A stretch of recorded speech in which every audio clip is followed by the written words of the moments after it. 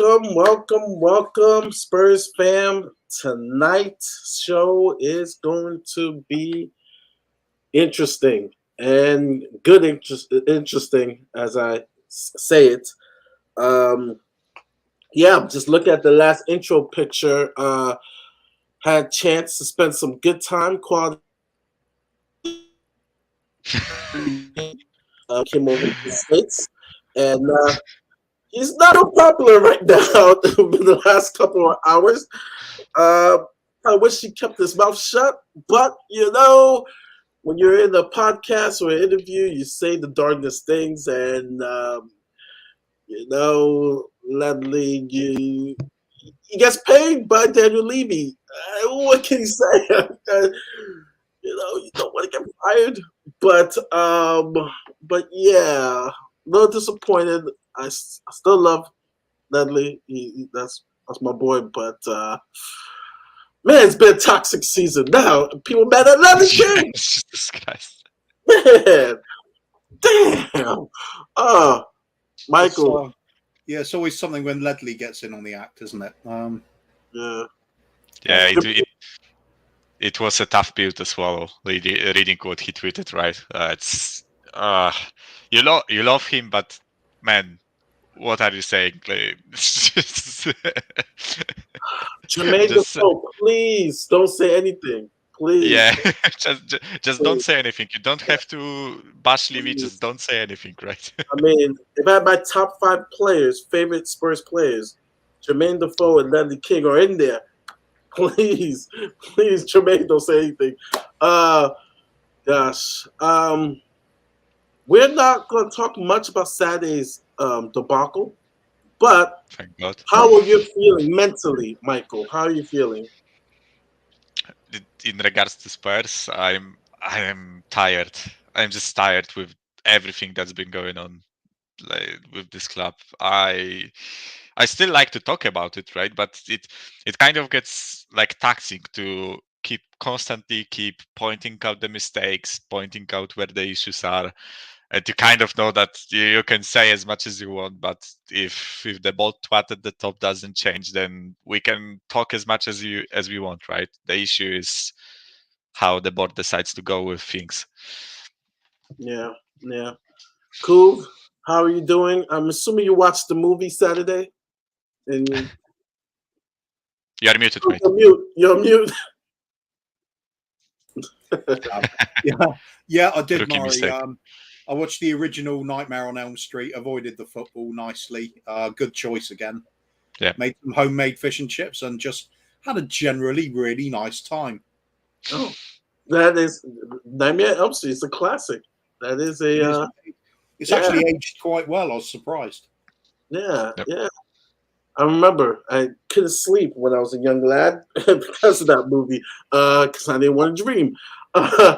Yeah, so before I start, I want to give big up Jimmy Two Tones. Hey, you know what? Summer is coming up. I will have some early shows, and you can check it out. But big up Jimmy, Ligma Cox. Big up to DJ Green Alert. This should be good. Thank you, brother. I want to sell over half of the first team, and that's even before we get to the squad. Yep. TJ, my brother TJ in the house. Good support. Having a rough week, but it's always good to have his support. Daryl, also in the house. Big up Chris, big supporter. Big up Chris. Mark Swift, of course. Big up to Mark Swift. How are you not a mod on here? Is it me? I think I'm a mod. Joseph, big up Mahri, and to turn them away. We need 12 to 15 of these bozo players gone. We're getting to that.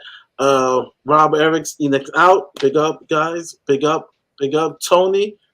Big up. Big Levy Out supporter. Big up. Follow him on Twitter.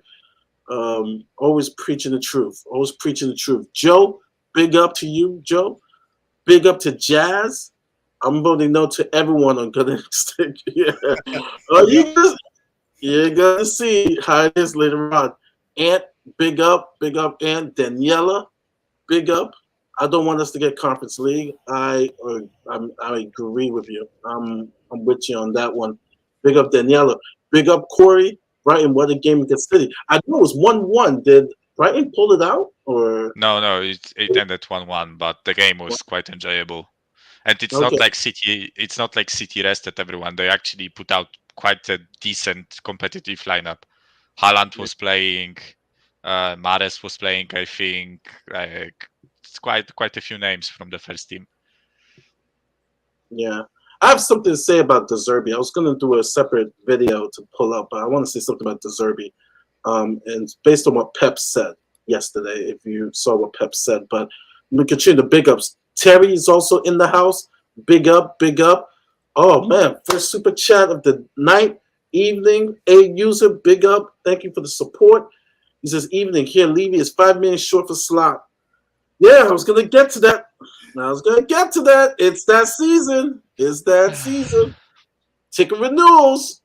Get a candidate up. Make it seem like we're gonna hide them. Jammy's up is in the house. Big up. Let this data analytics is what we've been missing all this time. I agree with you, Jammy, and we're going to get to that real soon. Actually, you're setting me up, Jammy, because I'm gonna talk about that. Daniel Field, big up also. I can vehemently say that I have vehemently nothing to say. I'm with you. That was my reaction Saturday. Big up to Beyond. This is God. Okay, Beyond 72. Big up Stewart. Big up to you, brother. Who else am I missing? Big up Ron. When Potter left Brighton, interviewed one man, De Zerbi, and they know what they want while we were everywhere trying to bargain till the last penny. We ain't winning anything under ownership. I agree. And like I said, you mentioned De Zerbi. I'm going to say something about him within the show. Daniel, big up, big up. Scorpions for life, big up. Mike Zappa, big up. And big up Simon. Oh, man, we got a full house and people are coming. Big up Carl, big up. So, guys, I said I didn't want to talk about Saturday, but I do want to talk about this one person who is very, very important to our club. Like I said, news are coming out here and there. You can choose to believe it. There's a report. I know I reported weeks and months ago on this channel and some other channels about a mate who's good friends with people within United, that United was going to push hard for Harry Kane.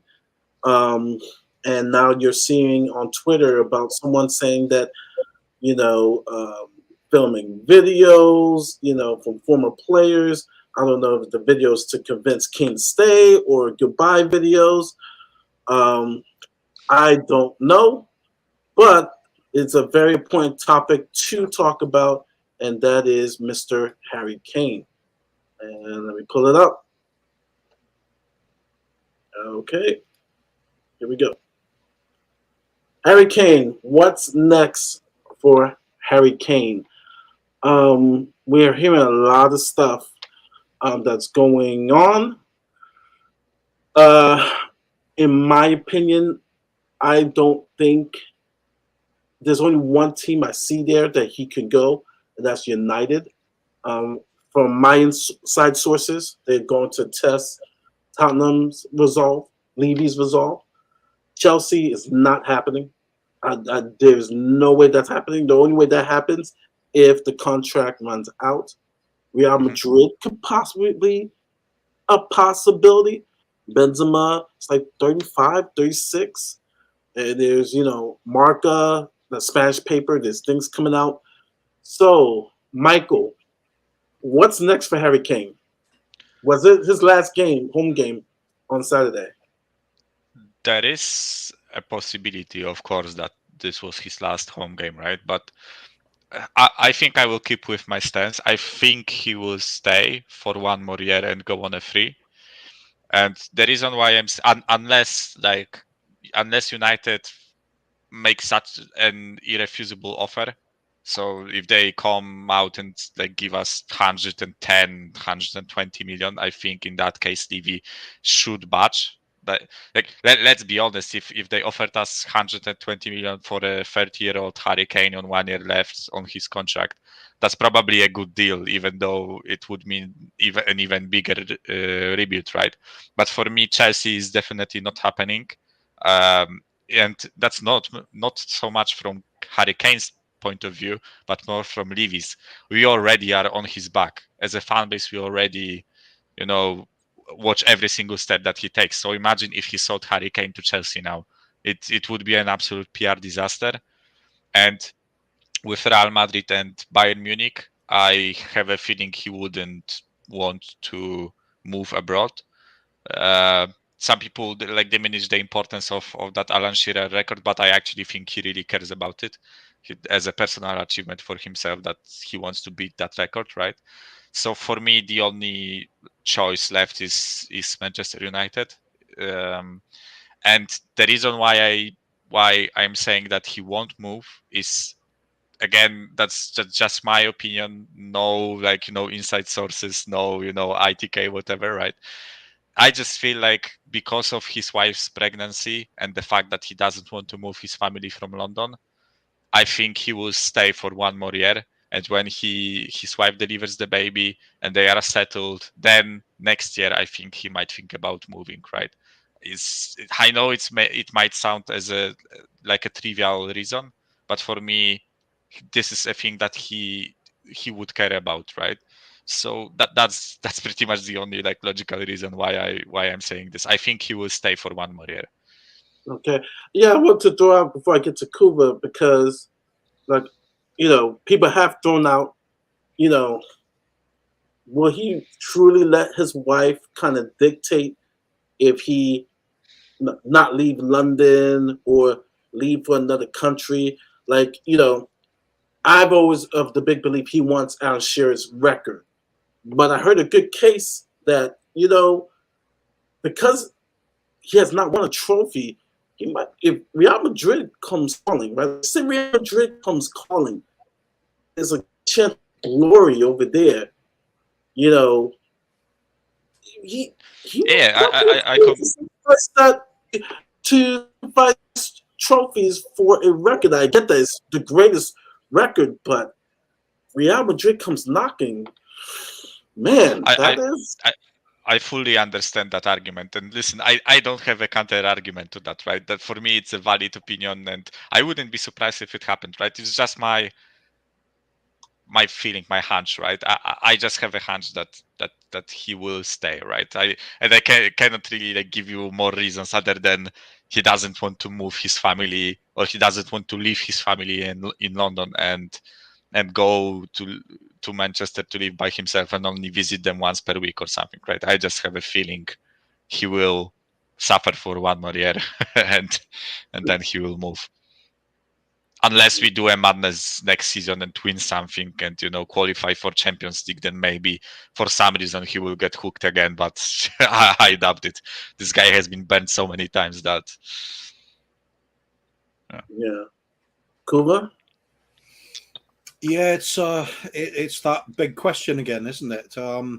My gut feeling is Harry Kane's very much the family man. You always get the impression he loves family life and really enjoying having the children. It is a big thing for some players more than it is for others. We have seen in the past big name footballers not be able to stay at a club just because their wife is homesick. So there are considerations beyond just the footballing side for some players, more than others. For me, Kane, I don't see him going abroad. But as you said, if Real Madrid comes knocking, I mean, I'm a Spurs fan. If Real Madrid had come knocking for me, I would be at the airport before they hung up the phone. It's just one of those things. Logically, perhaps United. If I think somebody put in the chat a minute ago, it might have been Jimmy Two Toes there saying, if United offer 100 million, he's gone. I think I'd agree with that. I think Levy will say at that point he's got to get a serious lump sum for the player before he goes for nothing.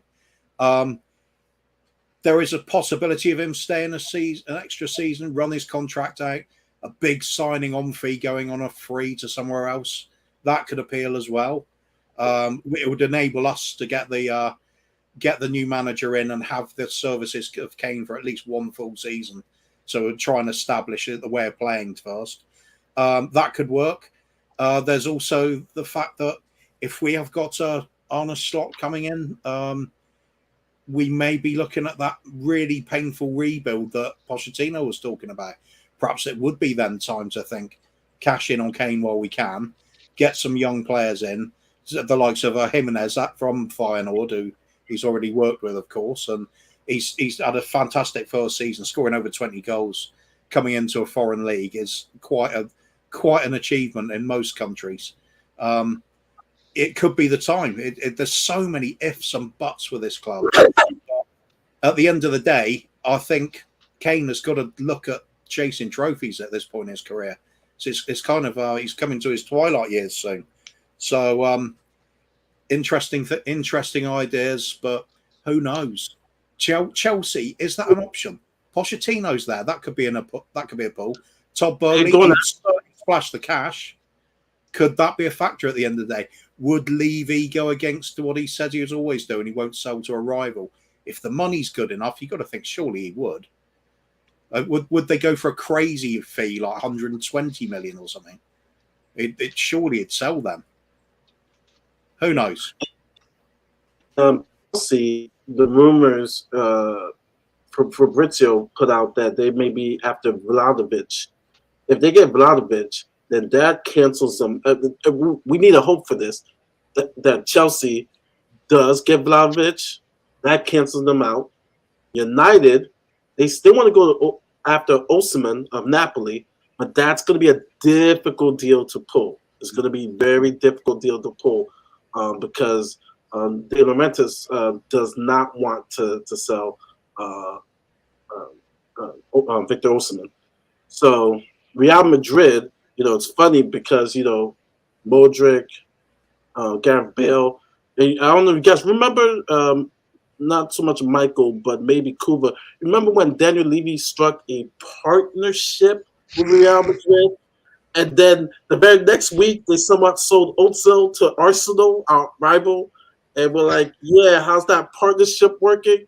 To be fair, that wasn't anything to do with the footballing decisions. That was more like a share of resources and information. And I wouldn't read too much into that one. At the end of the day, you're not going to have that good a partnership. You dictate the other transfer policy. Surely not.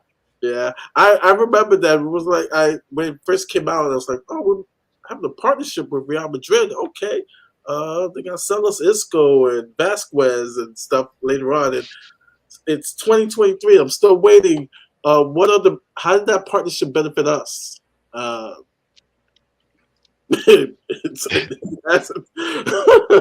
It's narrator's voice. It didn't. It didn't. But I just want. So we got some tips on how to clean a white shirt. Yeah. Yeah. Well, basically, yeah. That was the partnership. Actually, someone commented that about seeing Kane in Real's t-shirt compared to United's, right? United's like kit is red. That's unacceptable. At least Real's kit is white, right? Same as ours. So that would be easier to stomach. You could imagine the cockerel on the chest. Even though there would be like different lettering, whatever, right? But at least it would be the same color as ours. Ben just put something there. Maybe that special relationship was the interest of the Super League. Because remember, people were saying, Tottenham? Wait, Spurs? Super League? Yeah. And so, Florentino Perez is the CEO of that Super League, which I still believe is still a threat to possibly happen in the next few years. Indeed. We're looking more like contenders for the mediocre league, though, aren't we? Yeah. Yeah. Yeah, no, definitely. The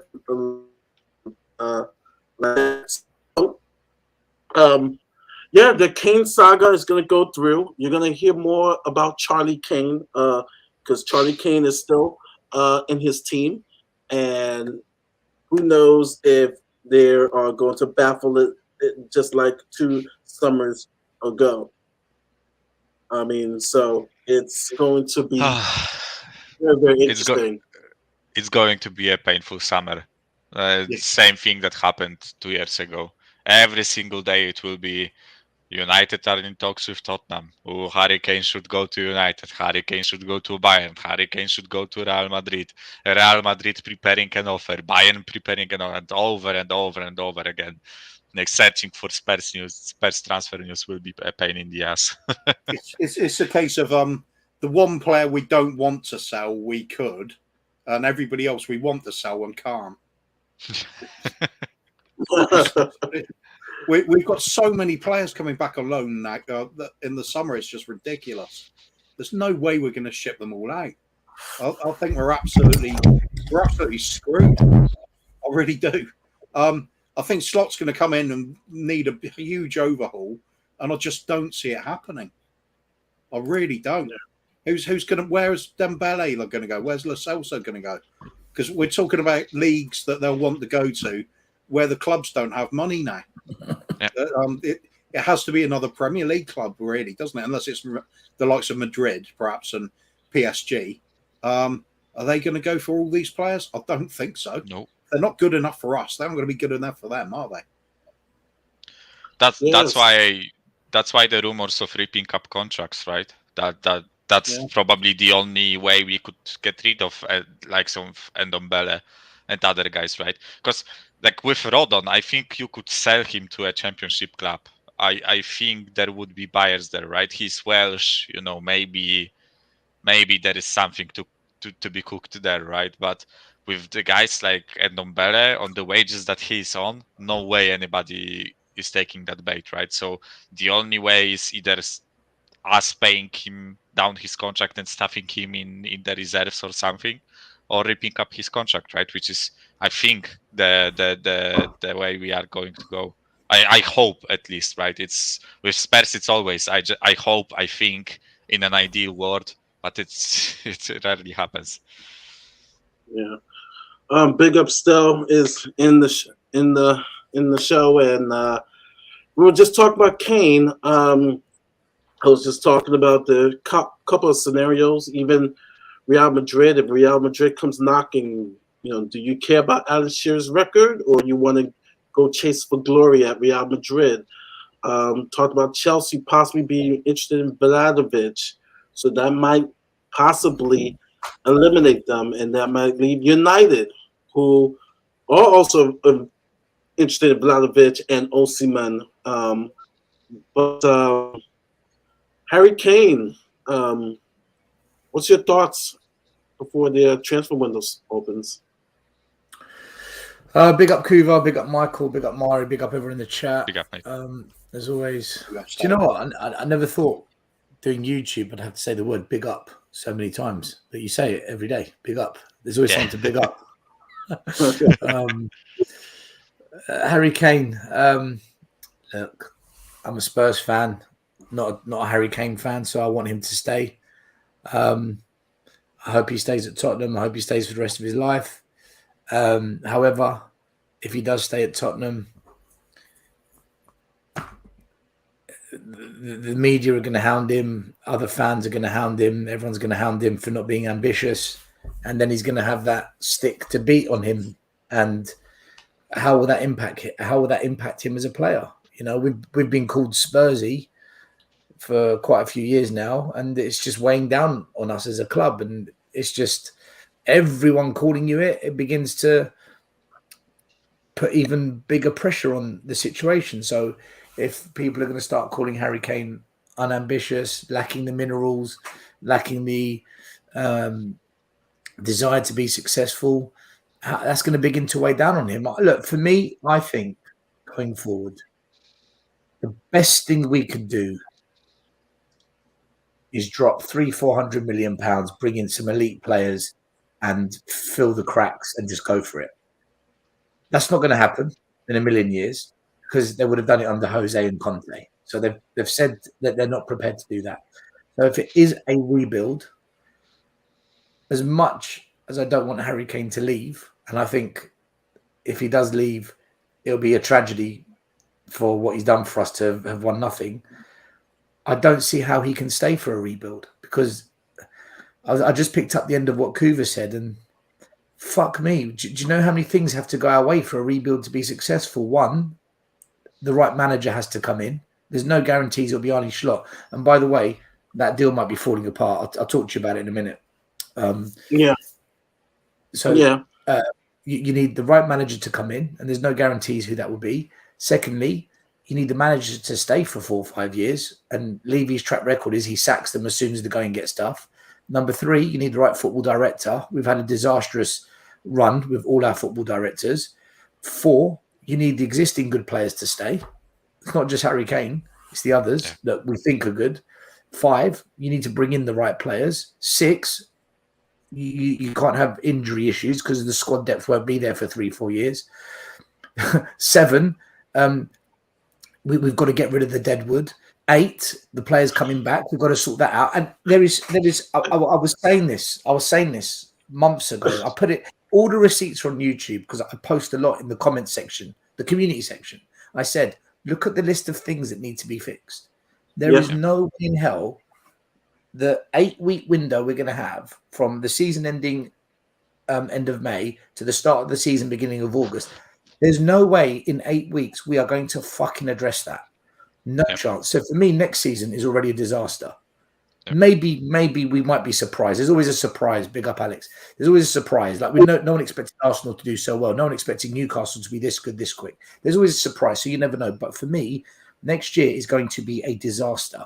I'm not expecting anything from it. If we finish in the top 10, I would class that as success next season. And I'm just being realistic with those 8 factors I've listed. So if I was Harry Kane, I'd fucking be out the door ASAP.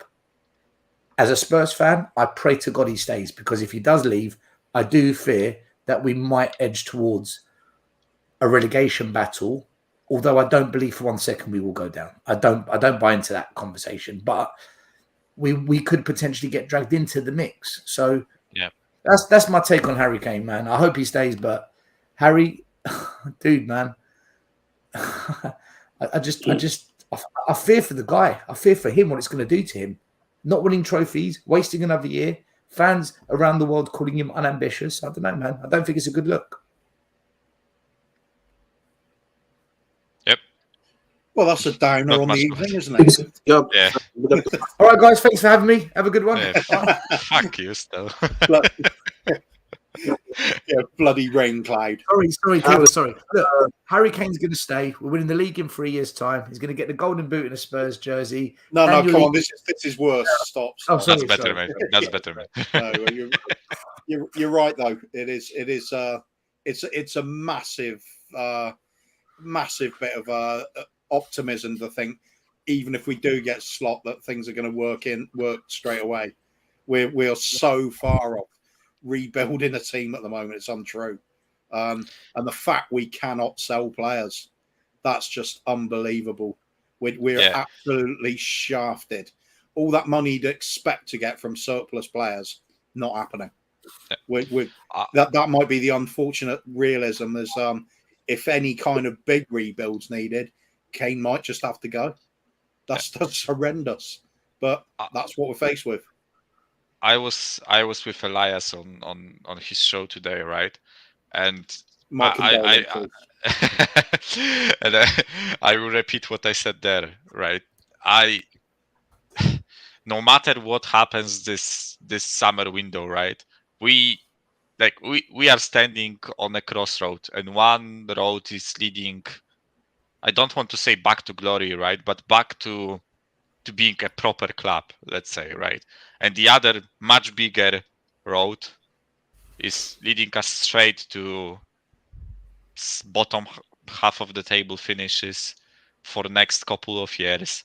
Fans being even more let down, fans being even more annoyed, good players leaving our club, absolute draws being brought in. It's probably one of the most important summers in the history of this club, right? It's so much shit needs to be fixed. So much shit can happen. One bad mistake, and we are on a highway towards being shit for another decade, at least, if not more. So all we have to do as fans is voice our opinions, but also no matter what happens, it will require a lot of patience, because even if we do every single right step that is needed for this club to be competitive again, it won't happen in 1 or 2 years or one year, right? Fans cannot be slot out or other manager out in January if he gets knocked out of Carabao Cup, right? I know trophies are the most important thing for every single club, right? But sometimes you just need to swallow the pill and just live through it, right? And if we are going to be as impatient as we've been with Conte and Mourinho, rightfully so, we should be impatient with those guys, right? Because they were brought in for success. But if we bring in a guy like Schlott, we have to give him time. We have to give him patience. That's it. For me, we have to have a tough ass, basically, right? Are the fans going to do that, Michael? Are the fans going to give I, that patience? I doubt it. After this season, I lost all confidence in fans making proper decisions. Is It's, Alex I know going to keep Alex will his be mouth itching shut? to let fire and Mr. Box Office style. I was just going to add to what Michael said though about this is a big summer for the club. The trouble is that's exactly what we said last summer, and wasn't it the summer before as well, if I remember rightly, and the one before that. It just never happens. That's the big worry. but do you know Kuva, what's alarming, guys? Do you know what's alarming? The fact that we're talking about giving assurances to the manager and bringing in data analytics to help us with transfers. Surely the purpose of a football chief officer and a football director is to make the decision if we're going to go down the data analytics route and what assurances we give to the manager. So how are we going into a data analytics driven model, and how are we giving assurances to a manager when the people whose job it is to make those decisions aren't even employed yet? Can we already see how this is already, the foundation block's already wrong? It's typical leaving, isn't it? Next. We're going to talk about that next. Sorry. No, isn't it typical Levy, though? He hears a buzzword and goes with it. Doesn't know what it means. Just, hear the name of a manager. Oh, he's in the press. Therefore, let's go for him. Here's the word analytics. Brian Daigle brought this up in a conversation I had with him earlier. Brian Daigle. So I've got to give some props to Brian here because it was his thinking.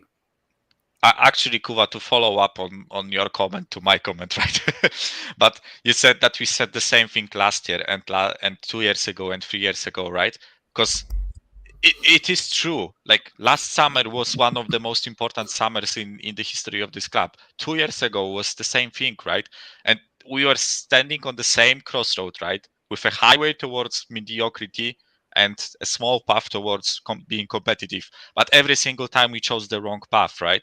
So at every single time we do that, the path to the left to glory, right? It gets smaller and smaller and smaller, and suddenly there won't be any path. There will just be like a giga highway towards being shit, right? We are already shit, but we will be even worse, right? So that's why I am concerned and worried about leaving things in the hands of Daniel Levy, right? Because as you said, like if there is a person to fuck up something, it's Daniel Levy. If there is a person to make a wrong decision, that's Daniel Levy. It's tiring. It's tiring talking about it. I honestly feel fucking tired talking about Daniel Levy making decisions. I wish I could talk about just exciting players coming to Spurs, how well we played last weekend, right? How fun it was to watch us, even if we lost. Like, I would love to say, listen, guys, that goal that we scored was fucking brilliant, right? But we cannot do that. We have to be miserable bunch of, sad fans that only talk about how our club maybe by some miracle will avoid getting even worse. That's so tiring. Yeah. Alex, before I go to the next segment, I want to get your opinion of where's Kane's head at right now. If you were Harry Kane, what are you thinking? What are you saying to yourself? Do I stay? Do I run out my contract? Do I put a transfer request? Look at my options. Alex, where's Kane's head right now? What's next for him? I'll be on the beach like I am right now, to be honest with you. Like most of the players have been on like most of the season, really. Let's be honest. But no, to be honest, I don't really care. To be honest with you, what he does, I'm tired of hearing about the Harry Kane saga. Like whenever someone brings it up, I sit there and think, "Oh, are we talking about the subject again?" So I'm bored. I'm bored of it. I'm bored of it. Oh, that's my next. That's my next video. Being on the beach, by the way, and maybe do it as a movie as well. Maybe because that'd be a good film, isn't it? Maybe go to the Oscars as well. Maybe as well. But honestly, I'm not even that bothered. To be honest with you, honestly, I might as well be on the beach. Like most of the players have been this season. Honestly. What is the point of going on about Harry Kane? The point is, right? If he wants to stay, he stays. If he wants to go to put a transfer request in, whatever, because I'm bored of it. Yeah, I'm only here to talk about the savior, the savior, Arne Slot, because everybody's going big deal, going over the top about him. Honestly, And you, we're you going see, and we're you go going on. to talk about slot. We're going to talk about slot. So save Yeah, that unleashness. But yeah, before we talk about slot, I wanted to give you guys a little background history. I'm a host. Some of the ladies think he's sexy. He alright, but Brad Pitt, Moneyball.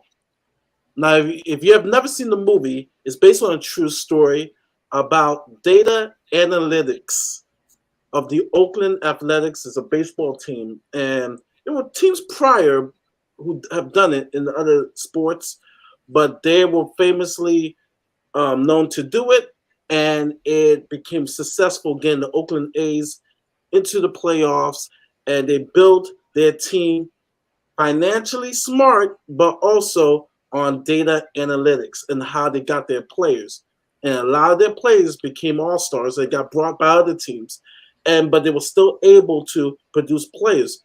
Kind of hint Brighton, getting rid of players, but then they get new players to fit their system. So I put that up there because we are going to talk about the big news and get everybody's opinion about this.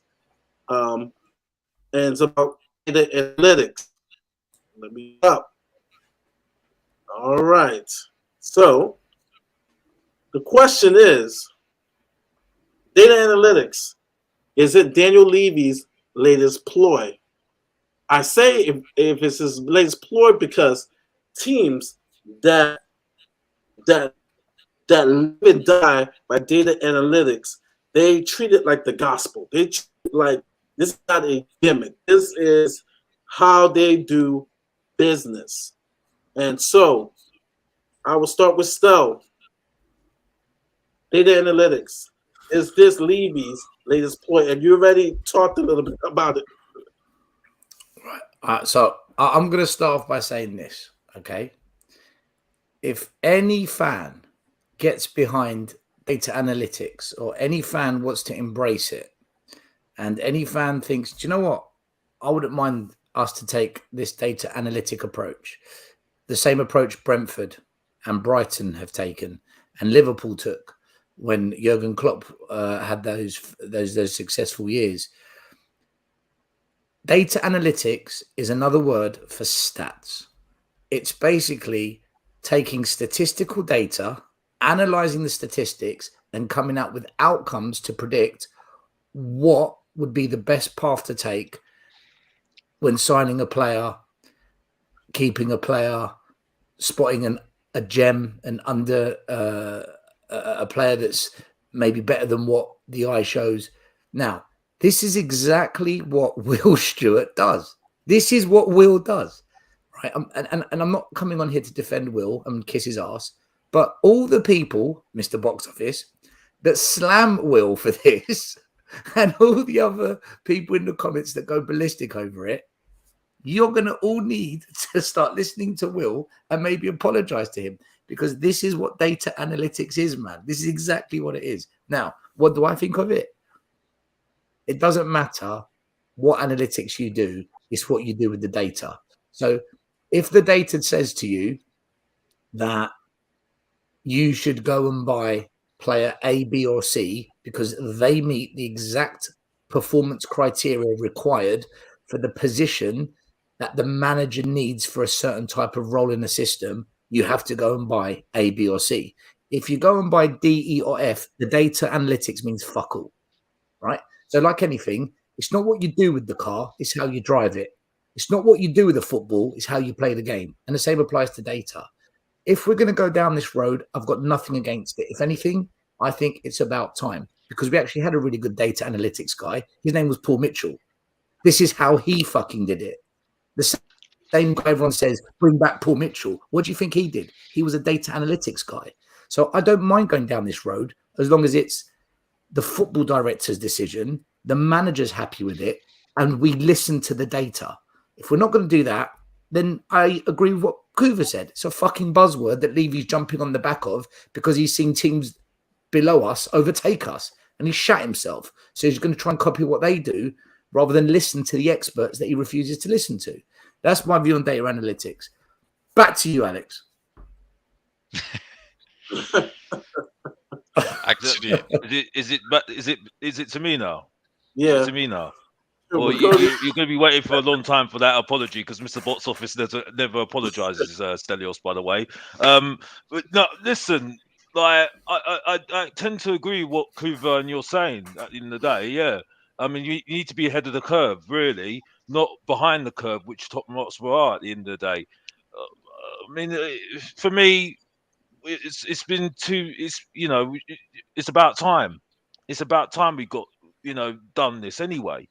You know, um, to get ahead of the curve, and get if this is something that works and it's worked for other teams, and we're trying to do things prudently, this is a good way of doing things, isn't it? But you need somebody who knows the system. Um, I mean, I was always championing Paul Mitchell when he was under Poch and stuff, and when he left, I was very worried when he left. We didn't carry it on.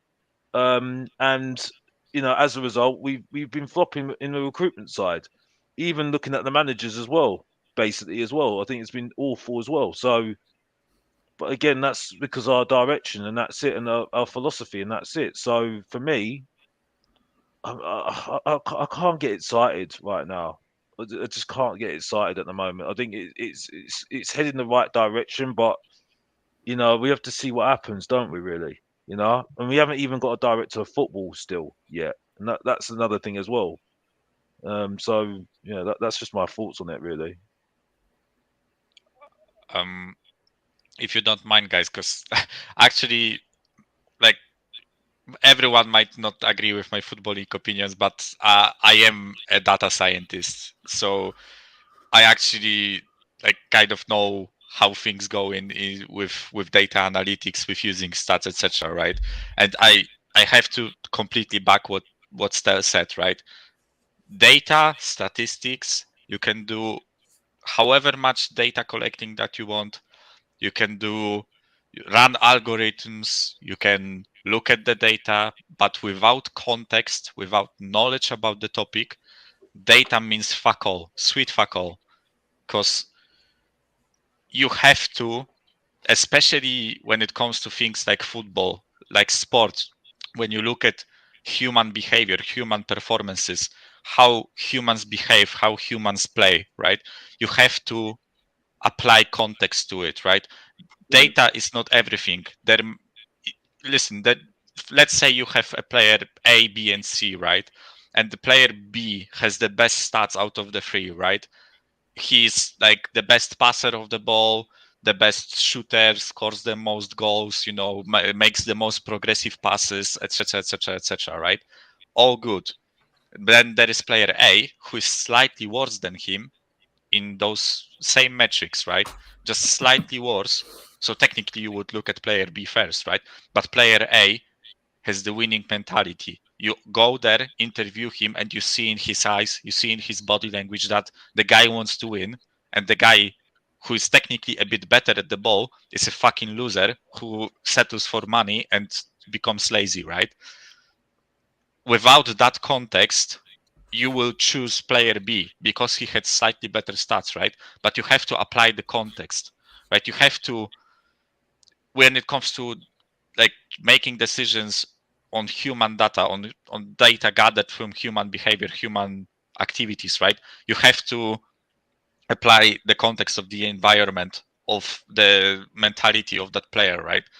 As Stelios have said, I have nothing against it, right? But I would seriously be afraid that when it comes to Daniel Levy, he would choose the person B because data analytics, his new toy, his new ploy, would tell him that player B is better than player A because he's in 3 percentiles higher in passing than the player A, right? Even though our scouts, our experts, guys that know football, that know the topic, would tell him, no, Daniel, maybe on data, player B is a bit better, but player A is the guy we should go for. Exactly what Stelios said, right? If you do the proper analysis and you apply context, apply your knowledge, and you choose player ABC to be brought into the team, you have to go for player ABC. If you applied your knowledge, right?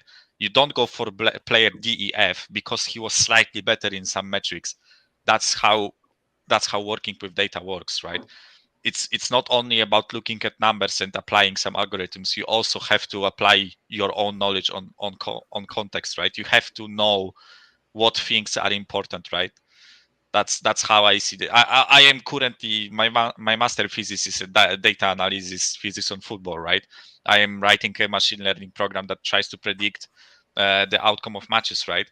But without context, when you look at pure data, there might be some statistics that may seem more important for the program that I'm writing, right? But I, as a frequent watcher of football, know which statistics to go for, which statistics are more important, what the program should be focusing on, right? And that's how things roll. That's how you should approach data analysis, right? It's you have to apply context, you have to make decisions with your own knowledge, but you can support that decision on data. You don't make decisions purely on data, especially when it comes to human activities and human statistic gathered on human actions, right? That's how I see it. Sorry to bore everyone, but that's kind of my topic. So it's the truth. It's the truth. Kuba and Ash, data analytics, is it Levy's latest ploy? For me, I agree. What was said, Michael said, and Stell said, as people, everybody's kind of on the same boat here. We're looking at what Levy's actually going to do with it. For me, I think my gut feeling is Levy's going to feel he's been stung by big money transfers. Richarlison not working out, Lo Celso not working out, Ndombele not working out. And I think he's probably looking a bit envious of the likes of Brighton and Brentford, who have got players in relatively cheap and got the best out of them to establish themselves in a top half finish, which is a great feat for clubs of that stature. Let's face it, they've been better than us this season, I'd say.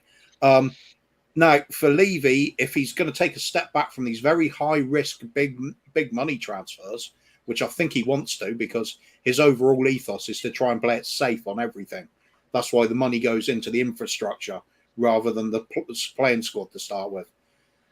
We are now in such a bad state of affairs that we can't go out and splurge 500 million odd that we need to replace a lot of these substandard players. So we're going to have to look at things on the cheap if we're staying within Levy's strict wages and transfer budgets. So this has to come into play. Question is then, can he get it right? And I'd say look at previous evidence of what we do. And as Stell said, Paul Mitchell, he did this. How did we treat him? Put him on gardening leave for 18 months. If you come out with a good idea for how the team goes forward, Levy's not going to care.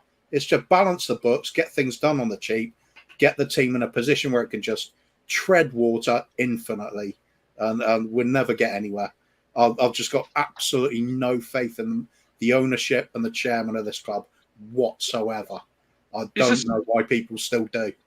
It's just like they have to prove themselves. They have to prove themselves at the end of the day. It's like you've been fooled twice or 3 times, 4 times. Well, no, 10 times, and it's getting to a point where you're sitting there thinking, well, okay, I've literally switched off that much. I'm not going to games, and that takes a lot for Mr. Box Office, the main event, to do that. You know what I mean? Because no one's telling me not to go to games. No one's Alex, not telling me you got to go games. It was Alex, like I'll go back to what I said before. If we're going to go down the data analytics route, if that's going to be a big part of our strategy, that has to be the decision of the football chief officer or the football director. They have to be the ones that say, this is the way we're going to do. Yeah, he was fantastic. I know. Yeah. Right. But the fact is, the club are making this decision without those 2 key people who are apparently going to take over the football, making the decision on this. They have to be the ones that make that decision. Why are the club doing this then? It doesn't, unless Scott Munn's already said, look, this is what I'm going to do when I start, then okay, I can see that being a possibility. But then the football director now has to be someone who is a data analytics guy. Are these people looking at from that background? I don't think the guy that we were looking at from what's his name, the German guy. I don't think he's that's what he does at the club he's at. It just sounds we're chucking things at this now. Yeah, leaning on experts. Yeah, data analytics. Yeah, sexy football. Yeah, ripping up contracts. Yeah, great sound bites. Yeah, this is great. Yeah, I did a video today. I was just walking home, and I just grabbed my phone and I just said, "Are we really going to get sucked in again?" 23 years, we get told at the start of every season. Every year, something different. War chest. Things are changing. DNA of football. Tottenham coming back. Now it's data analytics, and Levy's leaning on experts. He had 2 of the best experts in the game, Conte and Jose. Why didn't he lean on them? Yeah. He just wants to hear what he wants to hear, right? It's not even just that though. It's just like when you've got fooled so many times, it gets to a point where you're sitting there thinking, I ain't getting sucked in. I'm not getting sucked in because I wasn't sucked in with Martin Yo. I'll tell you that for a fact. Look what happened there. I was a little bit sucked in with Harry Redknapp, but definitely not Pochettino. I'll tell you that for a fact. You know what I mean? And look what happened there. You know what I mean? So, like I said before, listen, I'm all for it at the moment. I'm saying, yeah, cool. You're doing what you should have been doing a long time ago. You know what I mean? You know, and I'm saying, yeah, data analysts, okay, cool. Cool. We'll see what happens. But at the moment, I've just got nothing tangible to tell me this is the way forward at the moment for Tottenham Hotspur. And he's going to stick with this as well. Yeah, the whole club is going to stick with this strategy. Yeah. And then the director of football, they're going to stick with that director of football, what they're going to do. You know, what they've said they're going to do, they're going to still keep with that. You know what I mean? And I need more evidence. I need something tangible, and that's going to take me nearly maybe till the middle of the season next season to do that. And I know it's going to be a difficult season. So for me, I can't. I'm sorry, nothing, no stats or nothing is going to tell me at the moment because I'm sorry, all I've got is saying it was the most embarrassing season this season. Yeah, and I'm sorry, I can't forget that. They're going to have to do a lot more to do something more, and that's it. Until anybody and people say to me, "Oh, I'm not positive, I'm not negative, I'm not this." Well, you don't know me as a person, but by the way, you don't know what Alex is as a person. So at the end of the day, I can say whatever I want about my team, and that's it, bruv. You know what I mean? I can be faithful about my team. I can have faith about myself, yeah, but I ain't got no faith in this team anymore, and that's it. And that's what I need to say. Back to you, Mahri, and that's it, bruv. Was it asthmatic? Make yourself known, bruv. That's what I'm saying, bruv. Make yourself known. Boy, Ash, come here, mate. No, a mistake, man. Oh man, I made a mistake. Anyway, yeah, you guys good? Yeah, good here, Yeah, good man. Me, it's timing. Timing is everything. Like, we didn't even need to know that. You see what I'm trying to say? If you're gonna do what you're doing, just do what you're doing. Do you know what I'm saying? So it just comes across as like, yeah, pleasing the fans. You know, look, we're doing what like these other teams are doing. We're doing it different. Do you know what I'm saying? But he should have been doing that 10 years ago. When David Webb come out and he said, "Raw, boom," went to TalkSport and he said to my man, "Look, this is what happened." You know, remember what's his face from TalkSport? I can't remember his name. The blonde haired you, the one with the one that's Levy's friend. Simon. Jordan. Yeah, Simon Jordan. I remember Simon Jordan was like, "Listen, Levy, he's not that bad.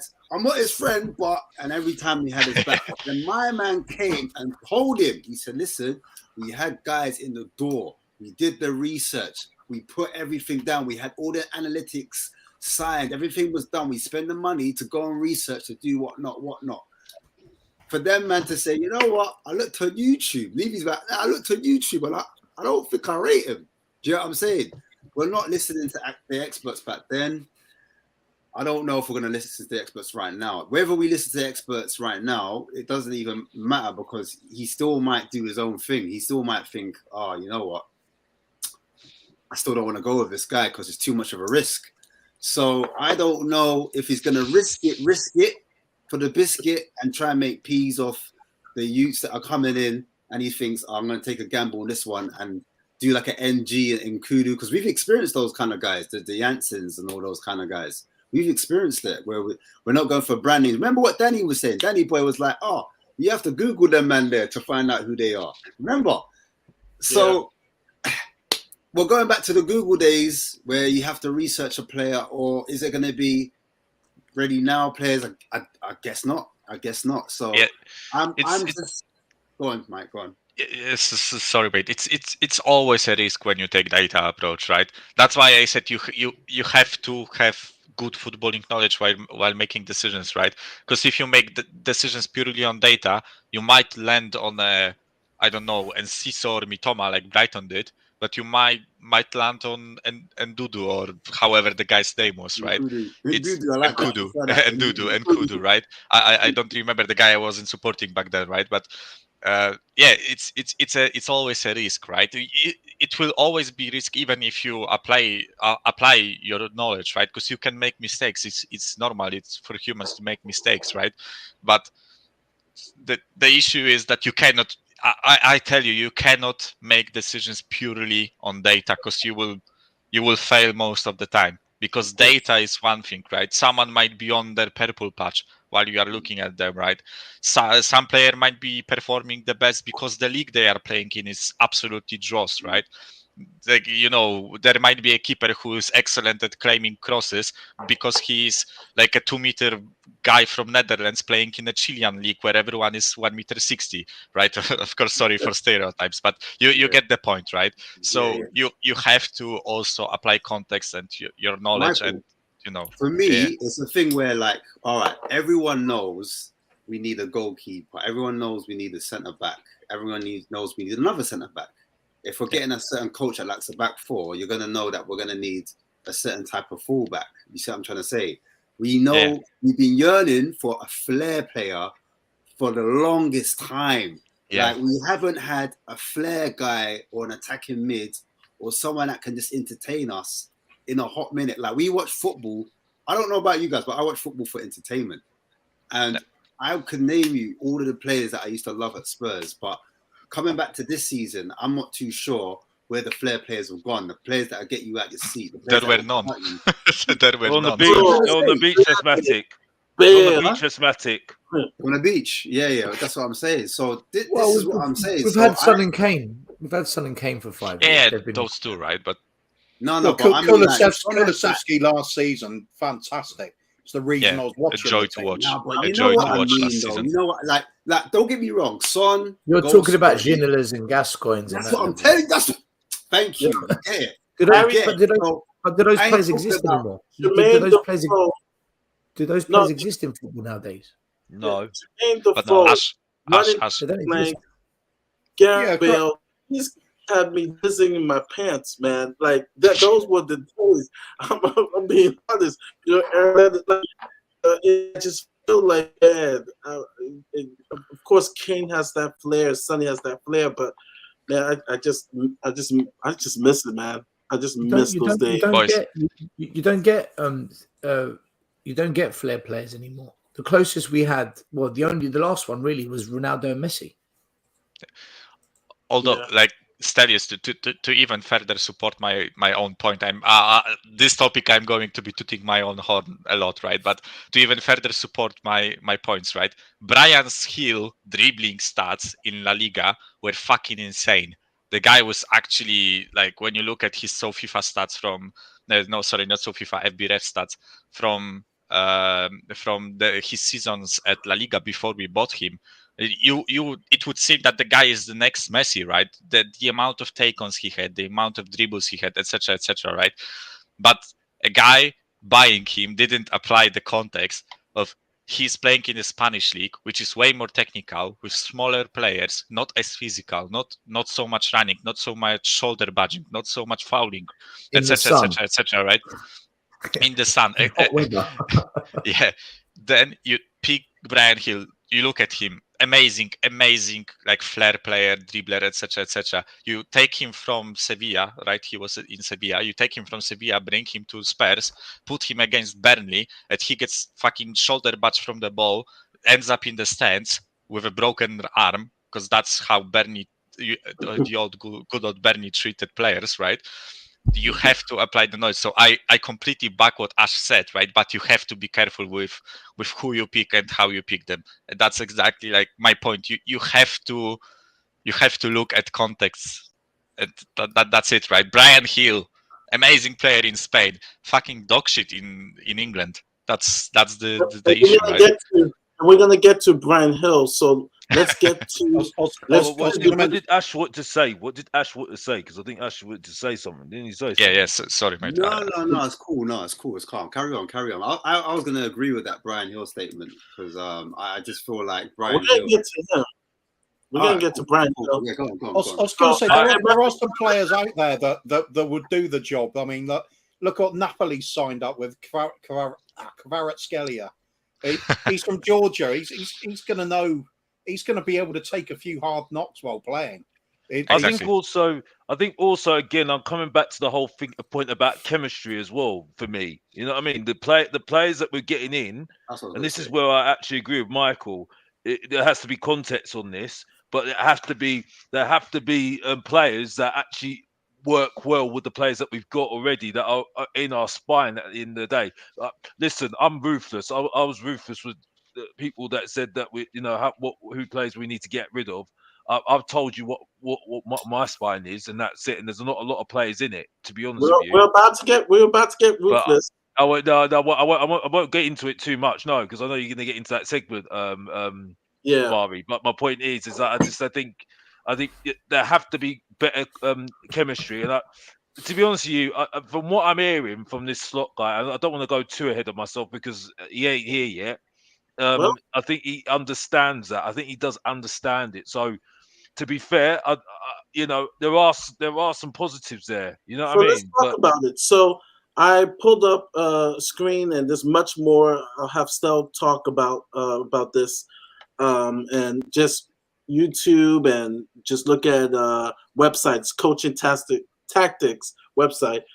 Arne Slot Football, right? The 44-year-old managerial style has been likened to former Leeds fan favorite Marcelo Bielsa. This is largely due to the attack-minded nature of tactics, aka sexy, attractive champagne football, right? This is what we want. And so he primarily plays the 4-2-3-1. He plays the 4-3-3 sometimes in Europe or knockout competitions, but his primary formation is a 4-2-3-1. And the benefits is, like I said, ability to develop young players. Build up play is vertical, crisp, and rapid. And I'm just giving you a broad, just description of the type of football they play, but it takes a lot of precision. And Don't want to offend our players, but I'm gonna do. We have idiots on the field. We don't have a. We don't have speed. Like, so it's gonna take a massive wholesale to play that champagne football. But I'll go with the coach, and then I'll go to Ash because I want his opinion on the slot, and then we'll go on. But still, give us more about slots football. Are we getting a slot machine? Listen, I asked for him at the beginning of March. I said if we sat Conte, bring in Slot, because I knew we weren't going to bring Poch back, and I knew that Nagelsmann would tell us to piss off. So for me, when I look at the rest, listen, I'll take De Zerbi. I'd love De Zerbi, but he's not leaving Brighton. It's a very happy camp there. Everything's wonderful at Brighton. So, but this is the guy I would bring, because the thing with Slot is he can work with what he's got to a degree, right? To a degree. But let's have it right. PSV, Ajax, final. They're the only three clubs really in Holland. In England, you've got 6 plus Newcastle 7. We don't know how good Aston Villa and Brighton are going to be next season, so it could be 8 or 9. But it's a different ball game. You've got the best coaches in the world currently, arguably in England now. Ten Hag, Klopp, Pep. You've got what's his face? De Zerbi is probably the best young up-and-coming manager out there at the moment. There's a lot of competition. Poch is back. There's a lot of top managers here. So it's a different ball game. But in terms of just his football, assuming he's got the kind of players he wants, the 4-2-3-1, it goes into a 1 with the goalkeeper. So the goalkeeper becomes almost the middle of the centre-back. A back 2, then he goes with an 8 attacking lineup, 2 banks of 4 in the attack. Very, very, very suffocating. He pins you in. When you talked about direct, vertical and crisp, what that means is if Pep Guardiola was going to play like a 30, 40 pass, build up, move, patient goal, that's not an Arne Slot. Arne Slot wants to done in 15, 20 passes, hence vertical, go forward, direct. And when you do that, that means your passes have got to be on point. That's where the crisp bit comes in.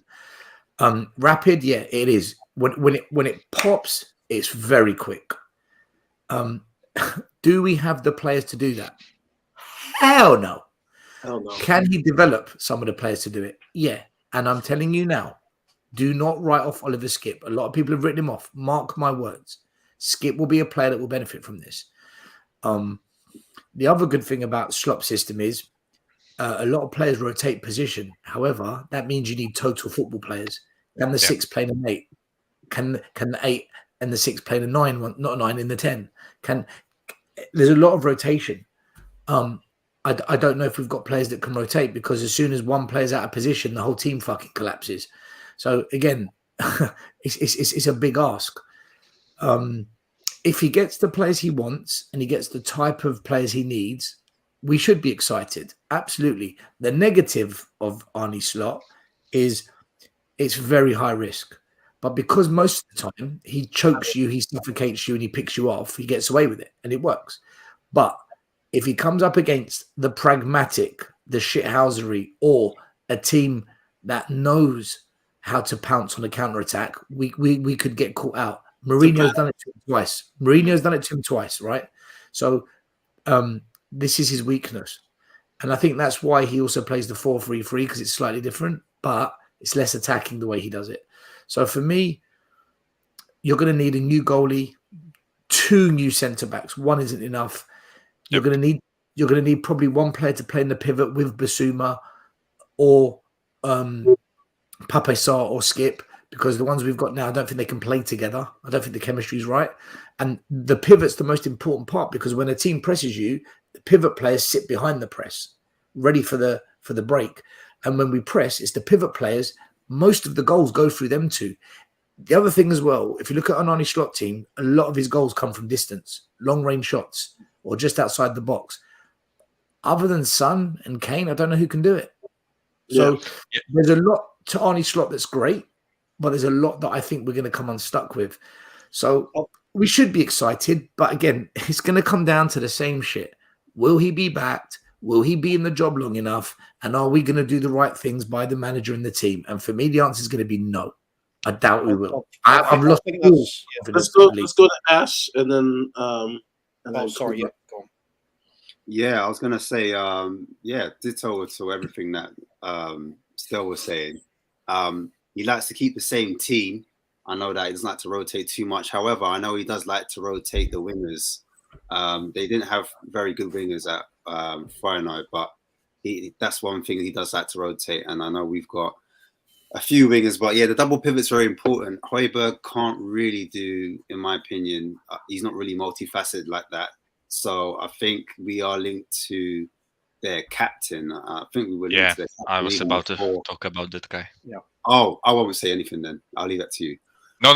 Go on, Ash. Go on. Preach, brother, preach. Because there is everything about this guy is absolutely magnificent. Yeah, I mean, I was going to say the same. Yeah. I've been looking at him for a while now, and I like the look of him. He's like, he can play the 6, he can play the 8, and he can play the 10. And he scored 10 goals from that kind of double pivot position. So that's a player that I think could possibly take out Højbjerg and put Højbjerg as a bench option, coming on for the last 10 or 15 minutes, to see out games. But yeah, he's 21. He's half Turkish, half Dutch as well. Plays for the Dutch international team. Obviously, he's a leader. As being the captain, we need some more leaders on that pitch as well. The passes he likes to play is very progressive as well. Doesn't go hiding, and sometimes he pulls out wide as well, just to help with to have an overload on one side. So we have more than one player on one side, and we kind of like press the team. But yeah. Just the high pressing. That's the team's going to be. We're going to go back to high pressing, which is going to be interesting. That's going to be another fitness thing. We're going to have to see the players push up the field a lot. With that being said, centre backs for me is a priority, because if we're going to push up high, we're going to be exposed in and behind, and it'll be interesting to see who comes in. I looked at one of the defenders that he had for Feyenoord. I can't pronounce his name, but I do like the look of him. Yeah, he's one of their centre backs. He plays a central centre back on the left side as well. He can play balls out from deep. He can dribble with it, and that's something we're missing at the moment. Someone that can bring the ball forward and play the ball out from the back, and that can defend as well. So yeah, are you talking about Gertruda? That's it. I can't pronounce it. I'm going to butcher it. Yeah, so. neither can I, but that's why I left it alone, my bro. Yeah, do no worse than me. My guy, he's a top defender.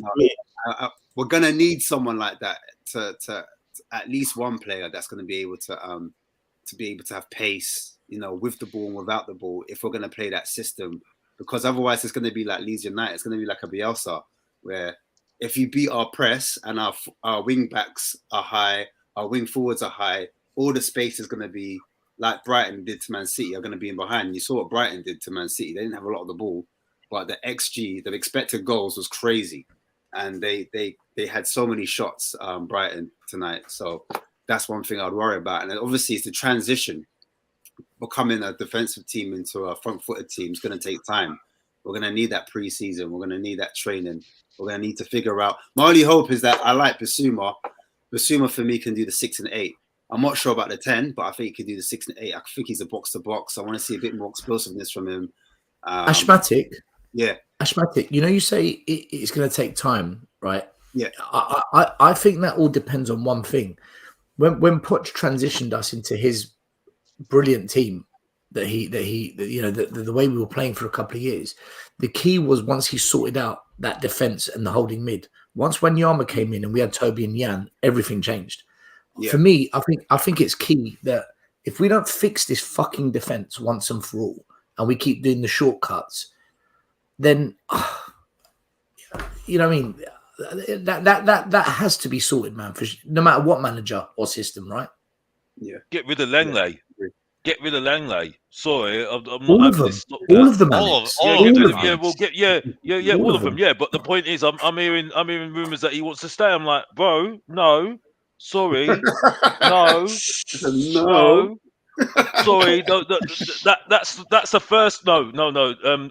Virgil van Dijk is the first one, but we all know about him anyway. But he's already on my list. He was long gone at the door in my list a long time ago. But Lenglet, sorry, no, yeah, he doesn't have any chemistry with anyone in that defence. Yeah, my issue is at the moment the spine for me is okay. Romero's in that central defence.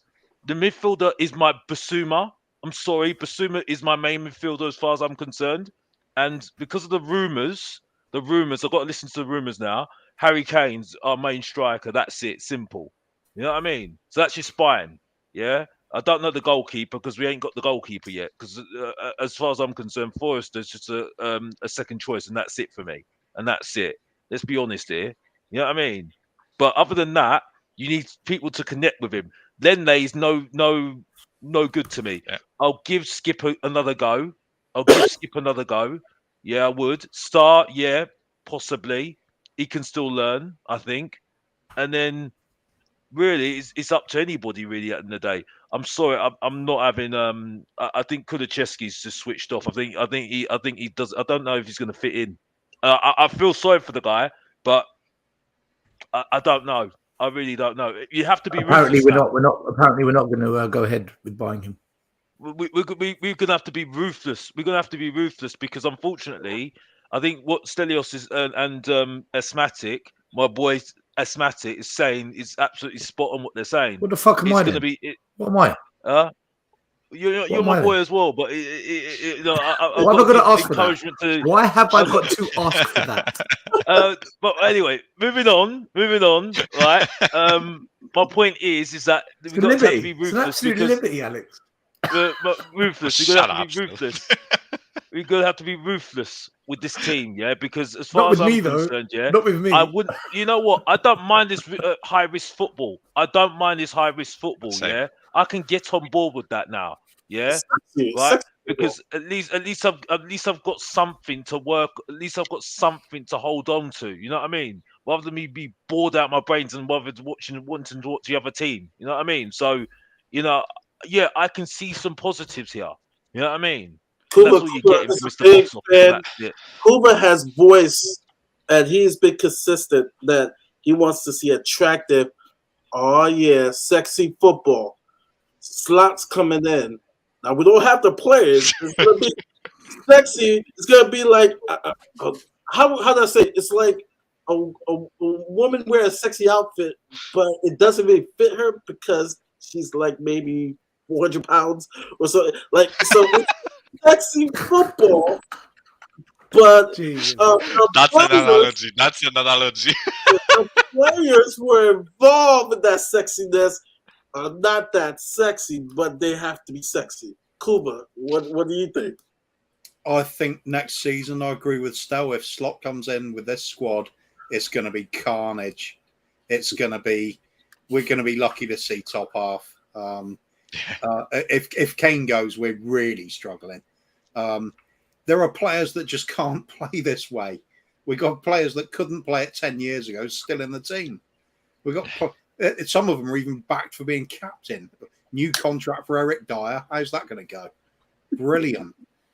Imagine playing that really high press. It's an insanely high press. It is. As Stel would point out, tactically, is to end up with two banks of four and two players behind that to basically hold the line. Imagine Eric Dyer being one of those players. Look how he got hung out to dry on a 1v1 situation. He can't do it. And the rest of the team, they've got to be absolutely ferocious with the pressing. We're talking about the sort of standards Klopp likes to see in his team. So the sort of things Pochettino wanted, but gradually the players got moved on and never replaced to do it. And it all fell apart for him. So we've got to rebuild all of this. It's going to take years. We've fallen so far away from playing football now. It's unreal. This is why we need the Contes and the Mourinhos. It's because they can work with players that can't play football. That's what we basically got now. To respond to this, if you ever go to like Miami Beach, right, people watch, but there's always that one person that one female that has the outfit, and then they have the gut, and it's just like, wait, hold up, why are you wearing that outfit? So that was my analogy. Like, it's just like, you should be wearing that. You should shop in my local Sainsbury's, Mahri. That's the stuff for nightmares, mate. I was trying to be kind to say it, but it's like, you go to the beach, or even you walk the street, it's just kind of like, should you be wearing that nice outfit? The outfit's sexy. Do you know? I can't believe Mari's talking about it. Yeah. do you know what kind of player?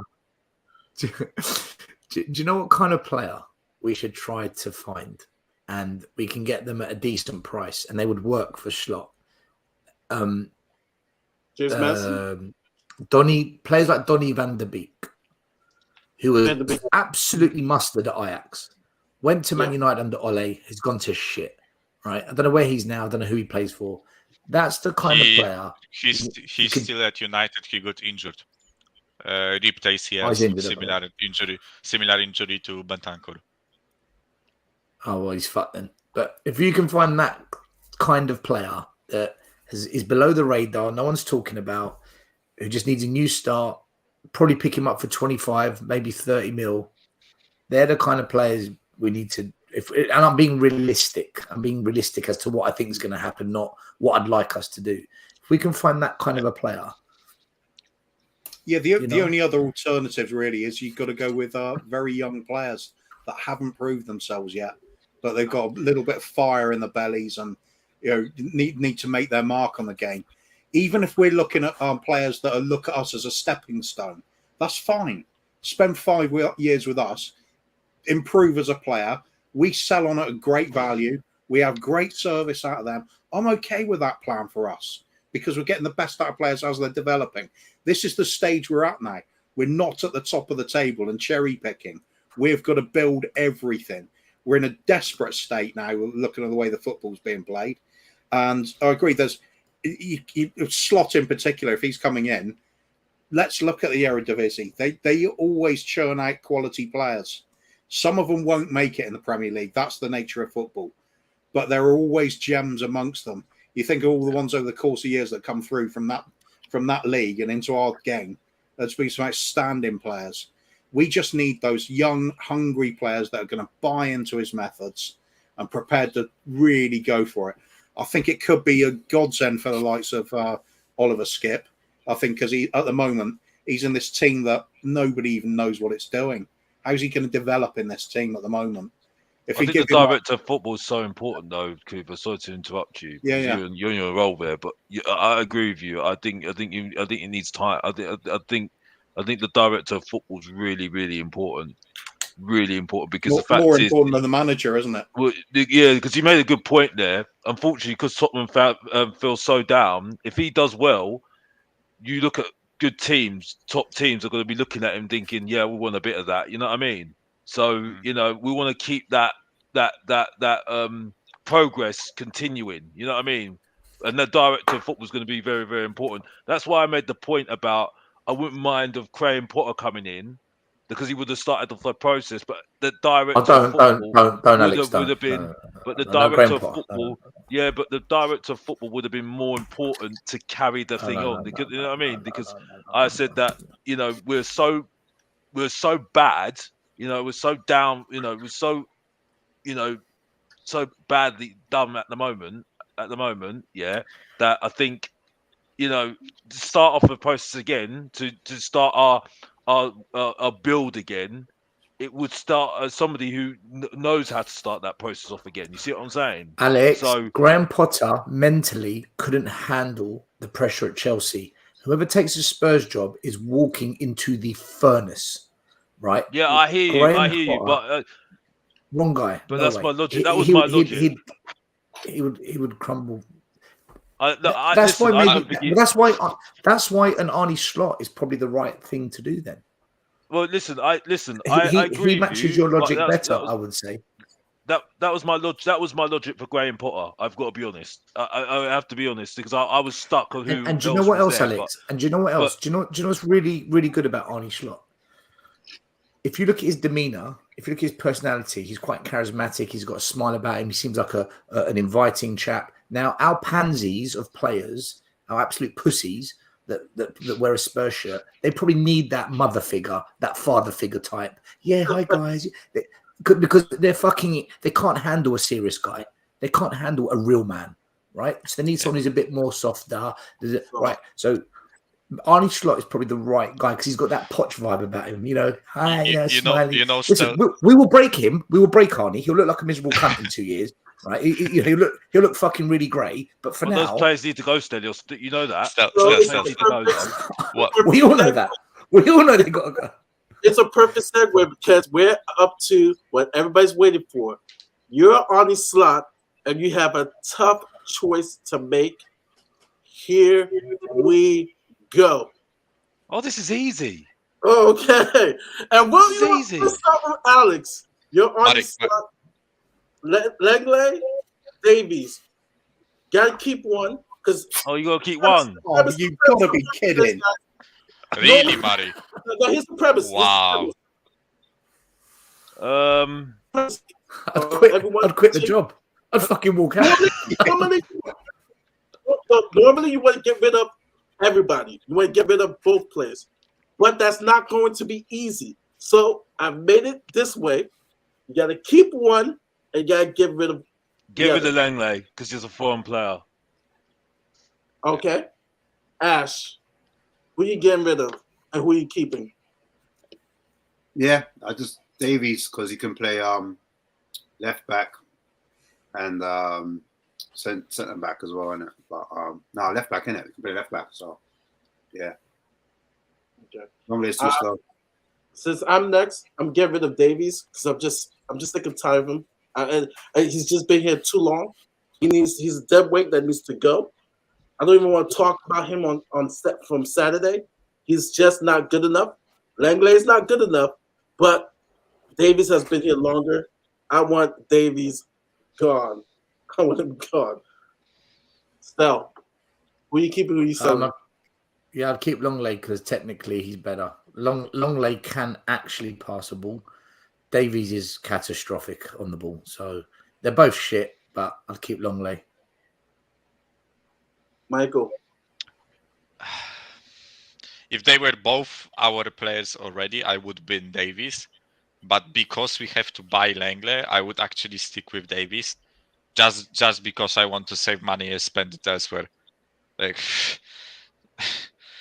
oh my god, that's such a ridiculous choice. I want to bin them both. Let's be honest. I want to bin both. I know this is. You sound like Daniel Levy. You sound like Daniel Levy. Where can I save money? I'm just being realistic about it. We will buy we will buy Langley this summer, and Daniel Levy will say, "That's defense sorted. Let's go get ourselves a midfielder." And we'll be fucking stuck with Langley, Davies, Dyer, and Romero as four centre backs. It's mid-table. What a joke, mate. It's mid-table anyways, probably. But yeah, I will. Oh fuck me. Yeah, I would stick with Davies and don't buy Langley. That's final opinion. We want both of them gone. We want both of them exactly. gone. But to answer the question, we have to take one and get rid of one. Yeah. Yeah. Kuba. I think you're a really bad man, Mahri, for asking this. This is like the opposite of Sophie's choice. This is which one you have to keep. It's dreadful. I think I'll just go with I'll go with Davis because at least we don't have to sign him again. Whereas Longley will have to pay some extra money. So yeah, Levy comes into play here. So the only logic, they're just crap. I mean, as a footballer, I think Longley edges it. I just don't give a shit about either. I really don't. Keeping either is a sign of bad times. All right, we'll start with you, Kuba. Here's the next one. They're coming back. Jesus Christ! They're coming back. Tenge and Lo Mahri, you dickhead. I got You are bad an absolute news. dickhead, mate. They're coming back. You slut. You gotta keep one of them. You gotta get rid of one. Who the fuck let you on my this channel? God. Mari? Who the fuck gave Mari a show? You! You did. No, Will. I think, right, okay, I've got it. I would keep Lo Celso because sometimes when he was strolling over the pitch, he looked so gormless, I was actually laughing at him. So there's entertainment value. He's a good presser. Lo Celso's a good presser. I mean, it never amounted to anything, but he got in there. I will say this: he got in there. From the times I remembered, Lo Celso. I mean, he was injured, but when he played, I mean, he did press. He did get in there, tackling, and trying to start the counter. So I would say that about him. Alex, Tanguy, Lo Celso. I'll keep the Celso by default, but I want both of them gone because I know I'm being a bit harsh with Lo Celso, but he hasn't got no chemistry with any of the players. So I mean, both. If I had the choice, if it was my choice, I would get both of them out. You know what I mean? But by default, Lo Celso, because Ndombele's done for me, absolutely done. Sorry, it's just not going to work. It's just not going to work. Under slot, Tanguy will be a first team player. I said it. Huh. We'll get to Stell because Stell has a soft spot for Tanguy. Ash, Lo Celso or Tanguy? If it wasn't for Tanguy off the ball, like he's just too lazy. His attitude's a bit raw. Off the ball, I would have said Tanguy, but Lo Celso for me, in the double pivot, I'd rather just have him because at least like off the ball, he's hardworking and sometimes he can drive up the pitch. He can link play, whatnot. He can actually shoot. Yeah, and Messi obviously rates him, but yeah, that's it. That's all I've got. I would say Lo Celso because I think he would be able to. With slot system, he'll be a better fit. Tanguy is just too fat and slow. I've seen him many times for Napoli, and I'm just like, why did Napoli get him? But then again, it's Lo Celso. It's Lo Celso. Stelios. I just want to congratulate you, Mari, on doing the impossible and actually making me formally apologize to Musa Sissoko. Because I never thought I would take Sissoko over any midfield, but looking at this, I would probably bring back Sissoko.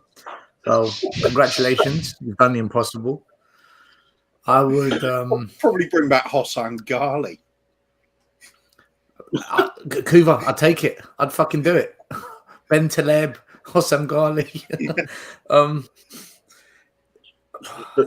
Right, I'd keep Endon Bad Boy. I'd keep him. Listen, he's a baller, man. I don't care what anyone says. He's a fucking baller. Maybe Schlock can get through to him. But you know what? I'd play him in the middle of the three behind the one up front. I'd play him in the attacking mid role. Yep. Okay. There you go. Silence.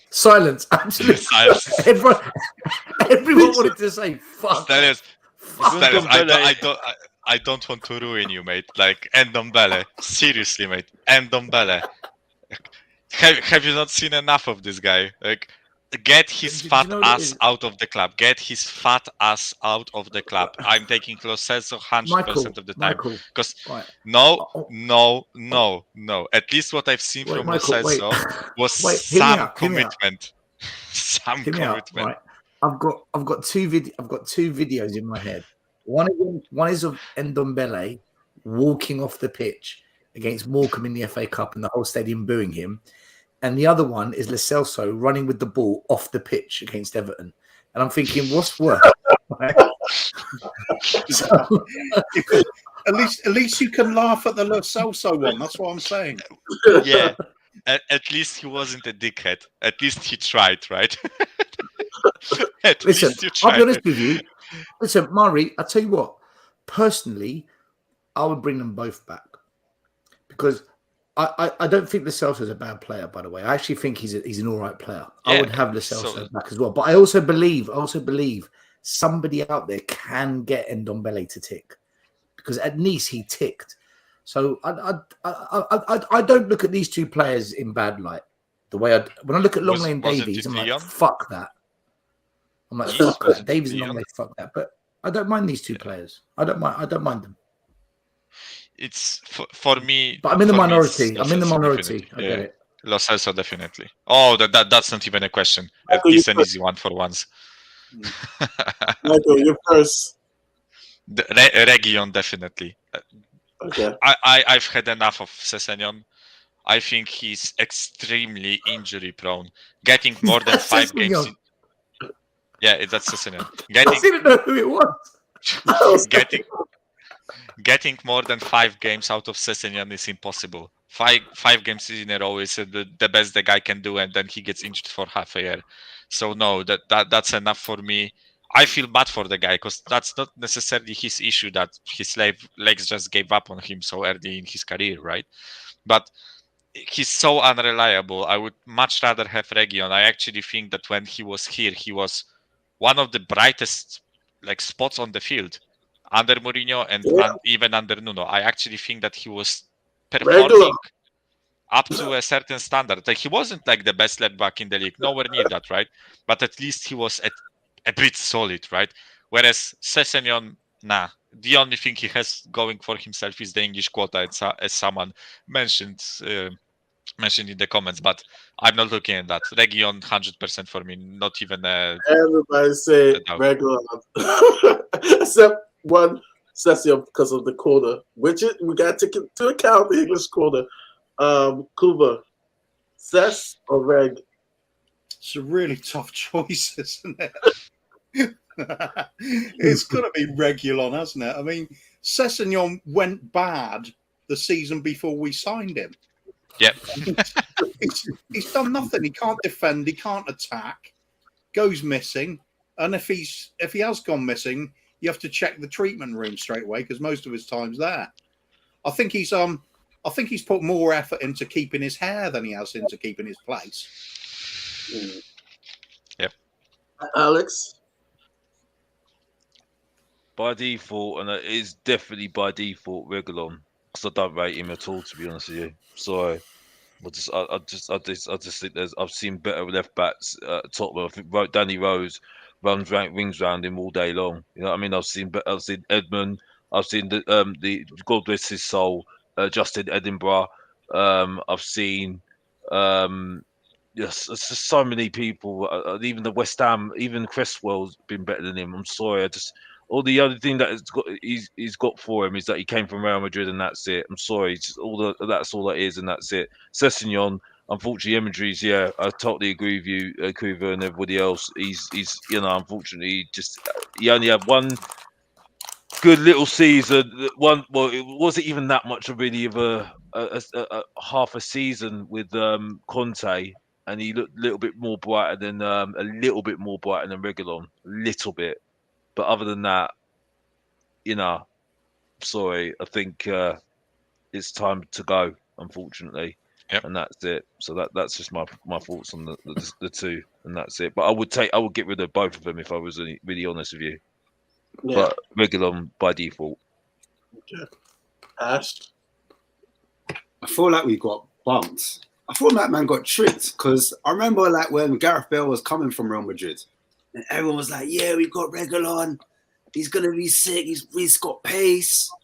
And then he came, and then he just never lived up to the hype. And Cess is the same as well. Remember when he was at Fulham? Oh, he looked like that guy. He was scoring goals for fun, and yeah, everyone really wanted him. But it's like his hamstrings are made out of cheese strings, because he's forever getting injured, man. His hamstrings are always going. So I don't know, man. I don't want to be racist, but I think some of them Somali man there, they just when they run too much, it's just I don't know. Their body just breaks down. I don't know what's going on. Fucking racist. You know what, Somali man? I know as well. Walai. and I play football with them. I'm like, brother, this is why you lot don't play professional, bro. But yeah, man, it's peak, innit? I don't know. But yeah, Rex. You should hear my opinions about Tanganga, but I'll save that for later. We love everybody, by the way. We love everyone. Every culture, we love everybody. Just so we could just. Who's watching the I was BBC? just Basically saying that his hamstrings are geographically incorrect. Guys, thanks for watching Tottenham Away. We just want to say thank you to our sponsor, UKIP. Big up UKIP. Easy one for me, Reggie. It's just won't be explained. It's Reggie. So, do you know what? I'm going to go with who's got the best haircut, and I think Cess looks quite slick.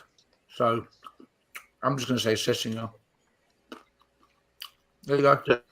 Status, you are on a real one today. Like, what's up with you today, mate? You do have to go against everyone. If we were going on haircuts, though, I'll change my mind. Go for Sessignon because he could at least grow the full afro, and that is the coolest haircut ever. all right. Yeah, that's I want it. to start this one with the box office. I want to start with the box office on this one.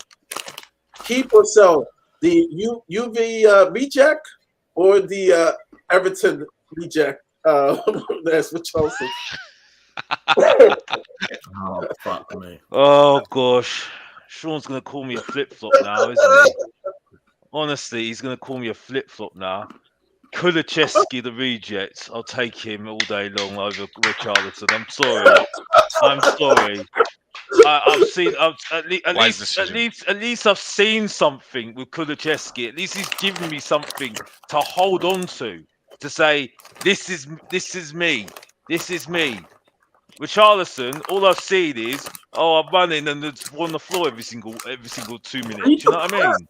Honestly, You can press the Charleston. You can be Hey, yo, no, Status, mute yourself, Richarlison, mate. all I get with Richarlison is just mistakes after No mistakes worries, after mistakes after mistake. Like I've just made a mistake. You know what I mean? The mistake of him actually signing for Tottenham, and that's it, really. You know, and that's it. You know, I should have gone Big up the bun. Big up the bun.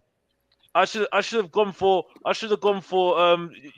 Jesus, the reject. Even though he doesn't score that many goals, at least I know I'm going to get him running around a little bit more, and he keeps on his feet most of the time. You know what I mean? And behave like a striker. You know what I mean? You know, and that's it. Sorry, Kulicheski all day long, and that's it. That's all I need to say. Mr. Box Office talking the truth again. Maybe I'm a flip flop as well, but nah, not a flip flop because Mr. Box Office talks the truth every single time, and that's it. Back to you, Mahri. I'm done. I'm gonna say ginger ale, man. Ginger in, man. I'm gonna keep the ginger ninja. I'm gonna get him in. Kulu. He's got about 7 or 8 contributions, even though he's had a poor season. Still contributing more than Richarlison. Richarlison, he's better off going to Real Madrid where Ancelotti wants him. So he's doing us a favour, if I'm being honest. And that's it. That's what I've got to say, to be fair. That's it. Brexit. Let's go. Yep.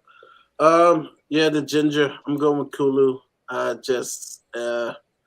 Though I don't think the Charleston will be too bad in the slot system, but I think Kulu can maybe bounce back on their slot, maybe build their confidence. Kulu, I think, to me, is a confidence player, and since everything got toxic, and he rushed back into the team after the injury, after the World Cup, I think Slot might be able to do something. I'm hoping that Slot might be able. This is under the premise if Slot is our manager, because we know that we're going to end up with Brendan Rodgers. But yeah, go ahead, Stal. Right. So I'm gonna ask you guys some questions, right? So, if I said said it again. right, if I said the word psycho, what football player would you think of? Stuart Pearce. Yeah. If I said to you Class A, Harry. Paul if I Merson. said to you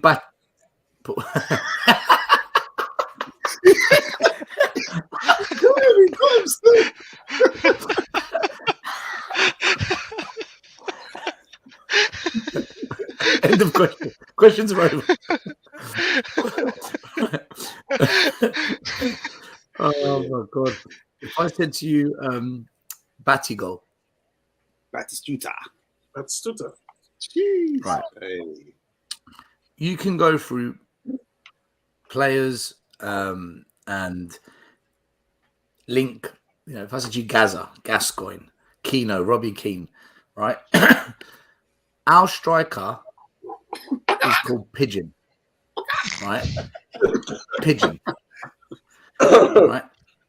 How the fuck is your talisman, your main man, the most important, most high-profile position called a fucking pigeon?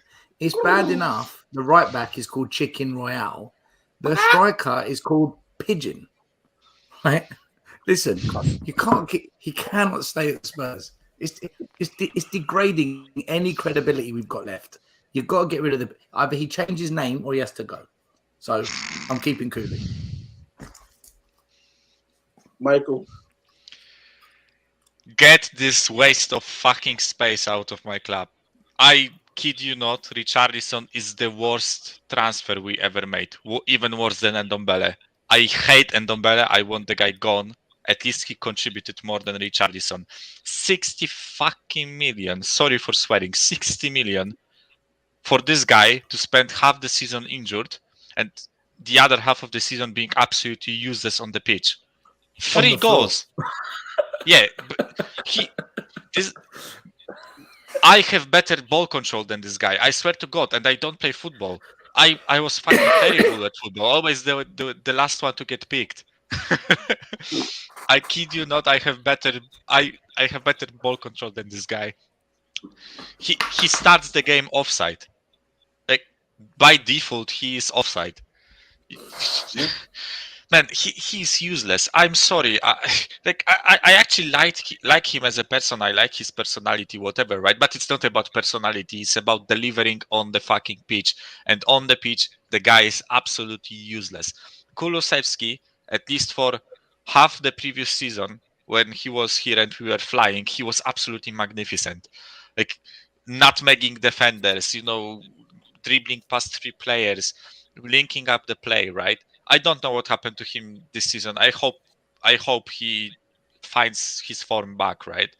But Richarlison, I'm done with him. One season is enough for me. I don't want to give the guy another chance. If Real Madrid, Barcelona, or anyone else wants to buy him and they want to give us 30 to 40 million, bin him off. Sayonara. Just leave, man. Just Kulusevski is a way better player for me. Even if we lose Kane, that's even assuming that we lose Kane, I would still keep Kulusevski over Richarlison and try to find another young, promising striker rather than keeping this waste of space. I'm sorry, like I know there are some people who are fans of Richarlison in the chat. Sorry, guys. Kuva? Well, I can't believe what I'm hearing, to be honest. I mean, Richarlison's a proven world-class striker in the Premiership. I think when Kane goes next season and we put him into the centre-forward role, I think we're going to see a 30-goal-less season striker. I really do. He's quality for Brazil. He'll come good, won't he? No, it's all right. I'm just joking. He's bollocks, isn't he? Kulusevski. All right.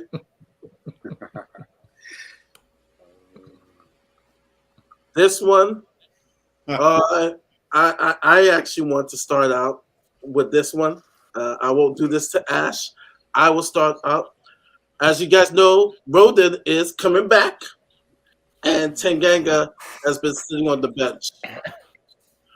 For me, and I'm going to say this. You call me racist. Tanganga, brother, You are the most slowest brother that I've ever known. Yo, it frustrates me, man. The most slow. I can say I'm black. He is the most slowest brother that I know, man. That guy frustrates me. So by default, I'm going with Roden because I don't know. Maybe Slot can do something with him. You know, he's good with young talent. But gang up for me needs to take him and his gang out. Bye bye, Joe Roden.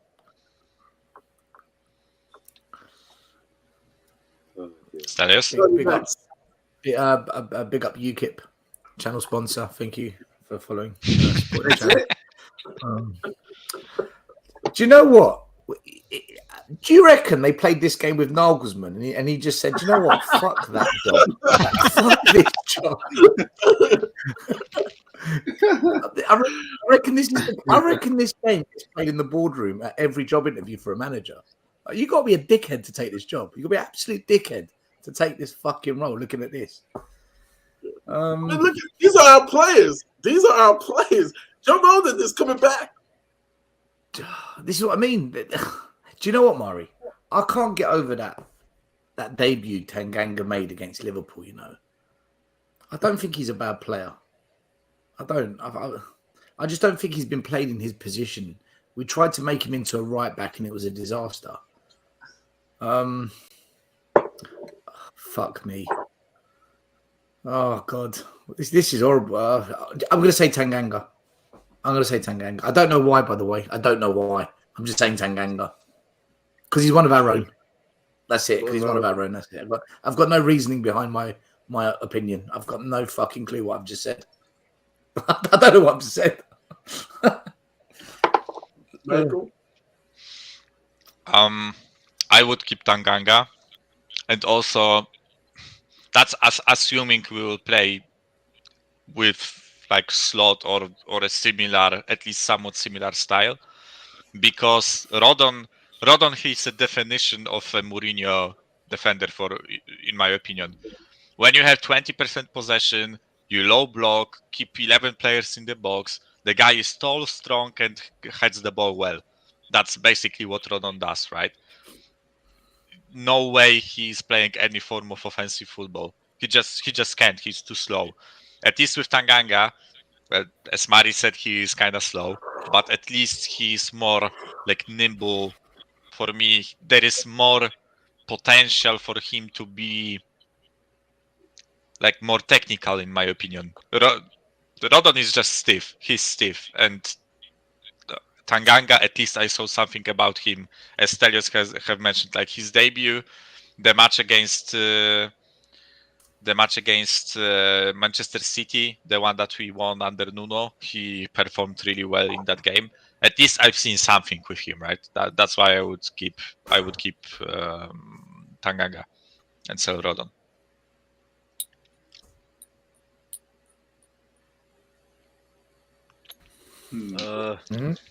Who's next? Is it me? Cool. Oh, go down and Tanganga always injured. What's the point? He just needs to rebuild his career somewhere. If he can get a chance, I just don't see how he's going to fit in with any style of play for us. Rodon, on the other hand, what does he do? What was the point in signing him in the first place? I just don't get it. The only thing, reason I'll probably keep Rodon is because I'm quite amused at looking at the possible genetic splicing between Gary Glitter and George Michael.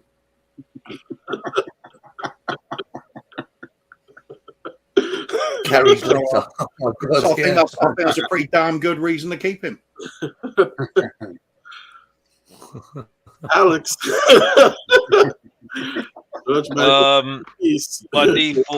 By default, Rodon, Tanganga needs just to go for his own sake.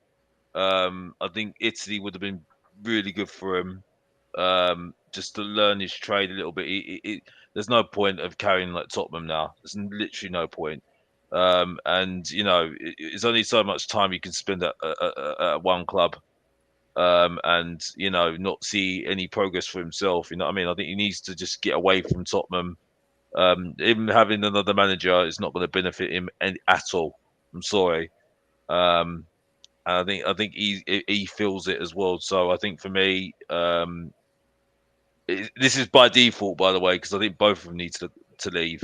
But it would be Roden, unfortunately. Yeah, I feel like both of them need some milk. That's how I see it. And I think Tanganga, aka Jaffa Cake. Someone said in the comments he's like the Black Dyer. I said, bro, that's a bit rude. That's a bit harsh. Yo, Black Dyer. That's a bit too far. But me personally, like he's a youngster, innit? So play the youth, play the man them. Is he 22, 23? Tanganga? 23, I think, or 22. Oh, he's not young anymore. Sorry, mate. Oh, sorry. Yeah, Rodon is also 22 or 23, right? He isn't like the oldest. Right, let me search. Oh, Rodon. I don't know why. Because Rodon looks old to me. I don't know. He looks Rodon is 25. And he is 25. He still looks old to me. Them man this age different, man. Tanganga is 24. Yeah, so Tanganga is 1 year younger. Was it 1 year? Yeah, man. I just, that Man City debut, when Tanganga came out, I was like, and I watched the documentary, I was all up for it. I was like, yeah, I saw the dad. I felt like I met the dad. I said, yeah, I'm part of the family now. And then it just all went downhill after that, man. I don't know, man. After Nuno got his hands on him, it just kind of went pear, bro. And even against Man City, Man City had a good game. And Liverpool was his debut. And so he's got it in him. But you see with Rodon, I've never seen a performance from him. Maybe in a Welsh shirt for the Dragons, but he's more like just a defender, a bog standard defender. Can't really run with it. You know what I'm saying? Play out from the back. At least Tanganga's got a little techers, like with the ball. Rodon ain't got nothing. I don't understand the signing. But yeah. Okay. You'll go first on this next one. The two youths. You got Jed Spence. You got Brian Hill. Yep, Ash. Both young players. Slot is good with young players. Out of these two, who has a better chance of excelling that you want to keep with Slot? Oh, that's so harsh. Yeah, that's so harsh. I'm not free to man. I'm not free together. That's why I put them both together. Oh man, I wanted to free the roster, man. He's the roster man, isn't it? Man like Jedi. Oh man, I feel so sorry for him. And he's a man that I wanted to see in that position so bad. So bad. I see Brian Hill. I think Brian Hill should be a 10, man. I don't even think Brian Hill should be a winger. I should think he should put him in the middle of the pitch. Conte called him Mini Silva, innit? Mini David Silva. So he sees him training day in, day out. Conte, he's the GOAT. He knows what he's talking about. So I'm gonna have to side with Brian. I don't even want to say it, man. Brian, I'm gonna have to go with Brian, man. Brian, he looks like one of those Beatles singers. If he had like them shades, he could come as like one of them 1970s singers. He's got that Oasis haircut, innit? He's got this Oasis trim. But yeah, I'm gonna go for Brian. Okay. This was actually a tough one, and I know someone says this choice doesn't make sense. I put these two because these are two young guys who have some kind of talent, but one's for the future, should have never been brought to Spurs. And now that you have Slot, right? These two guys, which one has a better chance flourishing in Slot's system?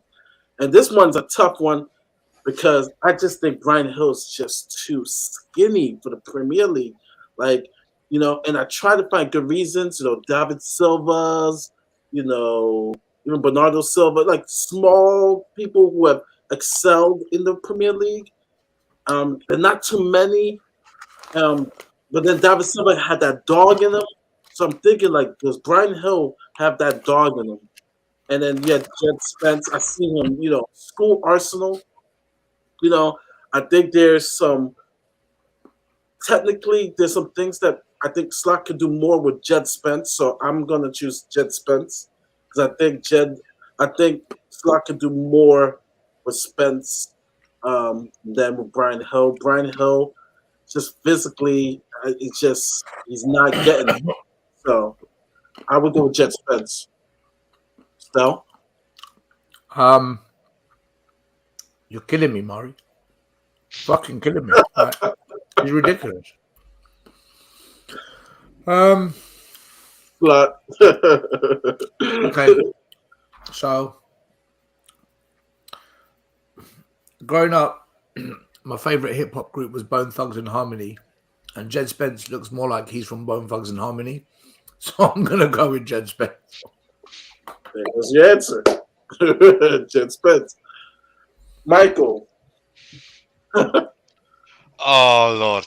Oh Jesus.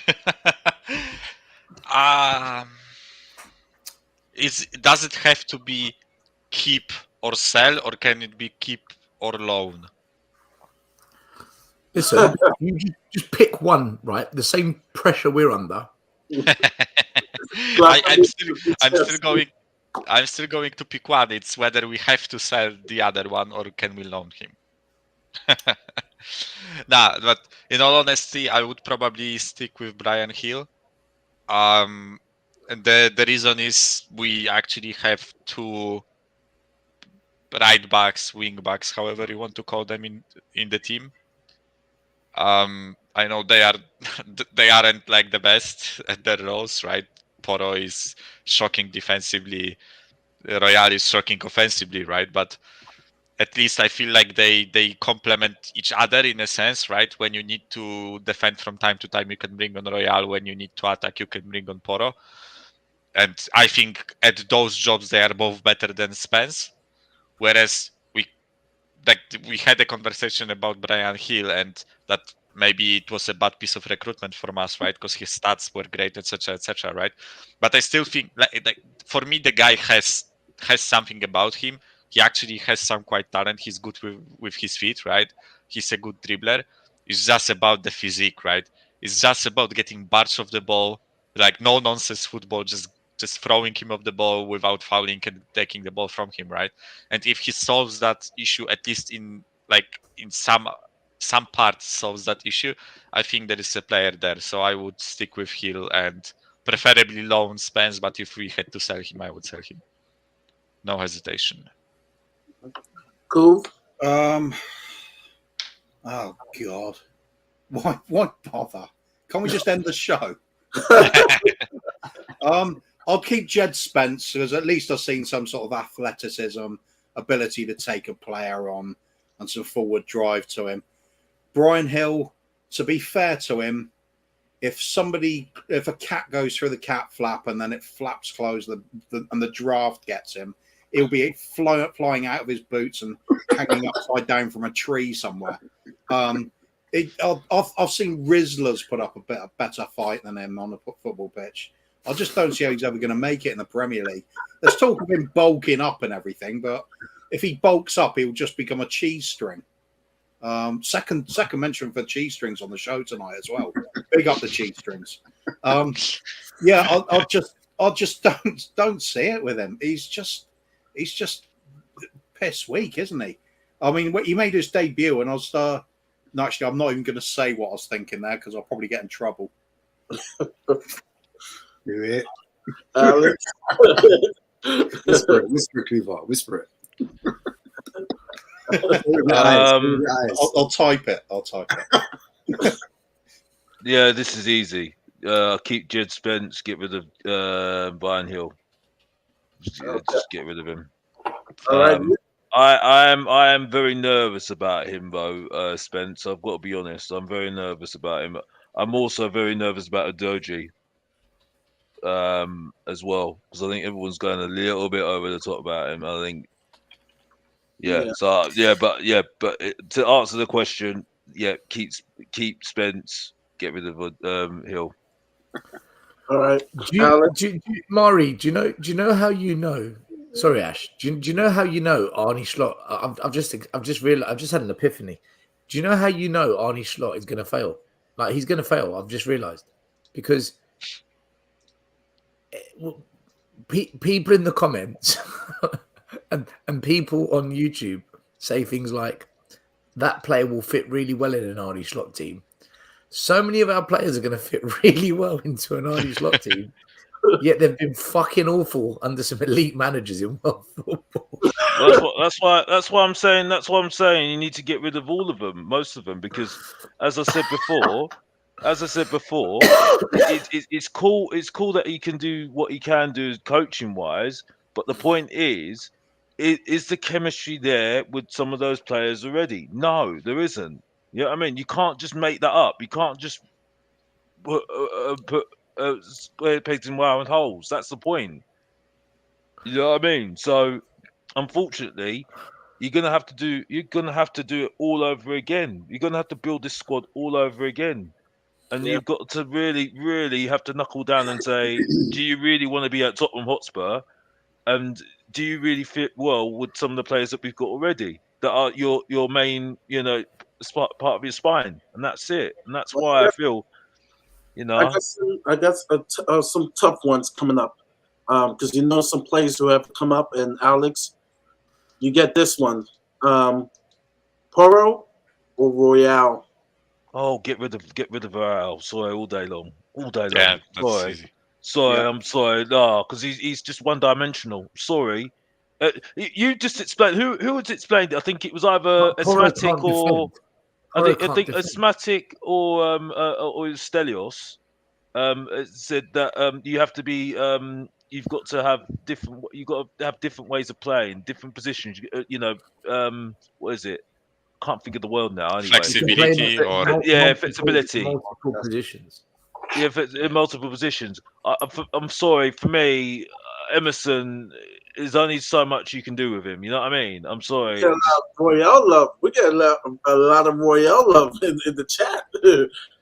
We get a lot of Royale. I mean, what I will give it to him, where he has it over Porro for me, is that he could play. You could play him in the back three as a right wing back. No. As a right centre back. I mean, right centre back. Sorry, I had to correct myself here. Right centre back, and also you can play him as right back. But he's very, very limited for me. He's like a Aaron Bissaka from Manchester United. You know what I mean? But Aaron Bissaka's much better than him all day long, and Manchester United want to sell him. So work that one out.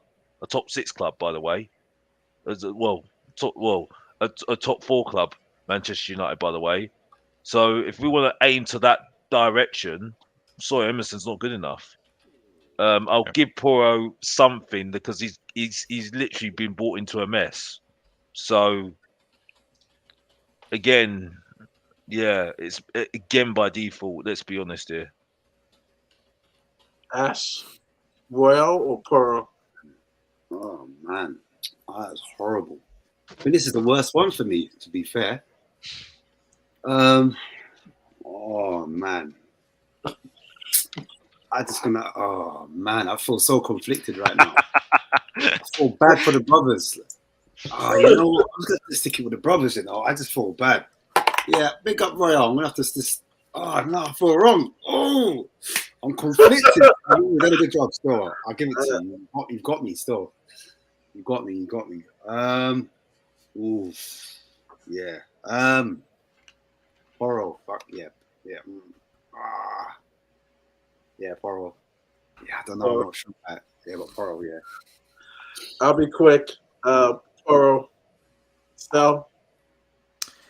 I just want to ask you guys some questions. When you think of Class A, what do you think of? Paul Mercer. Robbie Fowler. Would you Maradona. When do you think of Batigol? I'm gonna get a t-shirt and say that. That's what I ask you some questions. What do you think of? When you think of CR7, CR9, when you think of we have a right back at the club called Chicken Royale.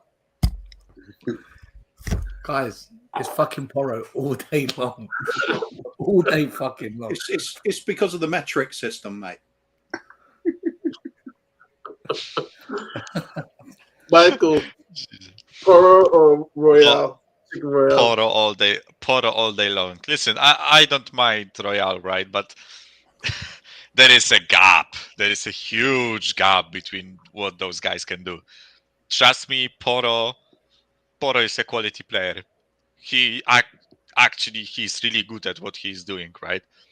Royale is okay defensively. I think that's being generous. Okay, solid, maybe those type of words, right?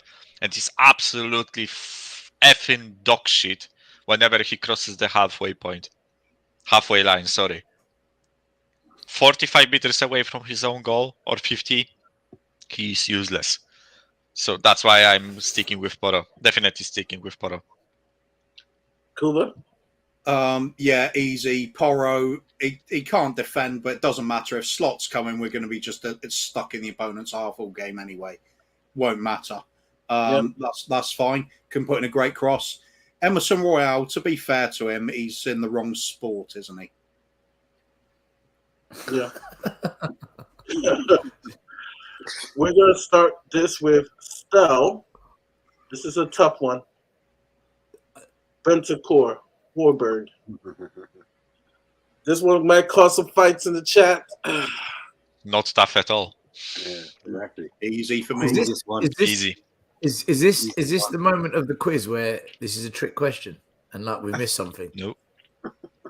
There's no hidden No, pop up. No. there's no hidden. No. All right.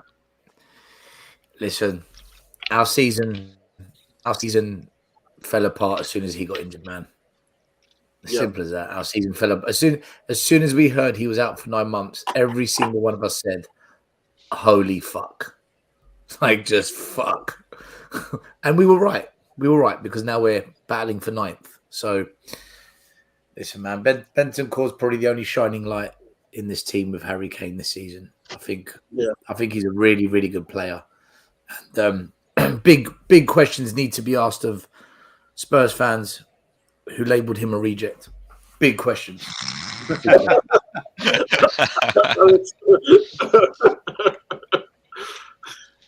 He's just a poor man's Carlton Palmer, isn't he? Carlton Palmer, do you remember that guy? Fucking hell. What a lanky piece of shit. he's just basically a black version of Peter Crouch. Both bang average players that played for England. They both played for England, Crouch and Palmer. Fucking hell. And Jeff Thomas as well. Don't forget him. Fucking hell, Q, you got a good memory, man. You got a good memory. Mindful. I'm not really like that. I don't mind Højbjerg. I think he has his uses, right? But I would take blind, deaf, one-legged, without one lung, without one kidney, Bentancur over Højbjerg. I'm that fucking serious. You just described Eric Dyer. Yeah, basically. In all the seriousness, Bentancur is levels above Højbjerg. He can do everything Højbjerg can do and better, and he can do more. Easy picking for me. Bentancur all the way. Højbjerg occasionally tackles somebody. That's it. That's his game. Bentancur, I think, the season fell apart with him missing. I think he's got the quality to play in the top teams in the world. He might not be the star player, but he's of that caliber that we can easily fit in without disgracing himself. Højbjerg, let's face it, Bentancur's more mobile now while he's injured than Højbjerg is at the moment. Højbjerg's a player I've said before, if he's going to make the second half, or if he's going to make the match on time, he needs to leave the players' tunnel the night before. Alex? This is easy. By default, because I still think he's a reject. Bentancur. Because listen, I'm sorry. No. I'm going to explain myself. But for me, my midfielder, I said it before. I don't know if he's going to fit in a team who's going to be more attacking wise? I don't know. I've got Definitely. no idea. My midfielder is Benzema. I'm sorry, he's my main midfielder. That's why I put him in my spine, and that's it. I'm sorry, Bentancur is just a Well, he's just a second choice as far as I'm concerned. I'm sorry, you know. He might have won championships at Juventus. He might have done things in the past, but as far as I'm concerned, I've never really. He looked okay. I think he's a standard midfielder for a top six club, and that's it. But Højbjerg, gone. Sorry, bye bye. Sorry, you're not no captain to me. You're not the Viking to me. Sorry, Eddie. Eddie, you're great. You're a great friend of mine. But I'm sorry. You know my thoughts on Højbjerg. Bang average, and that's it. Again, Mr. Boxoff, you took on the trip again. Back to you, Mahri, and I'm done. Ash. I mean, how do I top that? Jeez. Yeah, for me, it's Bentancur all day, man. Ben 10, Benjamin Button. Yeah, man, he's the man. Bentancur. This is classy, Benny. That's easy. Ben, All day, every yeah, day. man, I think Flappy Arms needs to take a break, man. Flappy Arms just out here accusing people of all types of crimes where he's the one committing most crimes. So yeah, for me, yeah, Bentancur. Michael, you're gonna have to you go for you're going first on this one. Yeah, I know this stuff, but I fucking knew it. Oh my. I fucking knew it. I knew it. I knew this slide is coming. See ya, guys. No, sorry. Nice, We don't yeah. have to do by the time. You see, no, Mahri, That's when we that's sat sweet, down that's sweet. to have a chat about you joining the channel, right? There are certain fucking rules we put in place. Yeah, I know. This is a disgrace. Mari, this slide is equivalent to showing your ass on stream. I swear to God. There are certain rules. You don't bully people. You don't show your ass. You don't do slides like this. These are the two worst centre backs in the Premier League right now. Are these two? There is no two worse centre backs than these two. None. I'm getting crucified. Stelios, on your Hello. fan show. Yeah. Is that the FBI? Yeah. There's this story called Mahri streaming at the moment on YouTube. I think you need to take a look into what's going on here because it's way out of control. Stelios. I deserve it. I deserve it, man.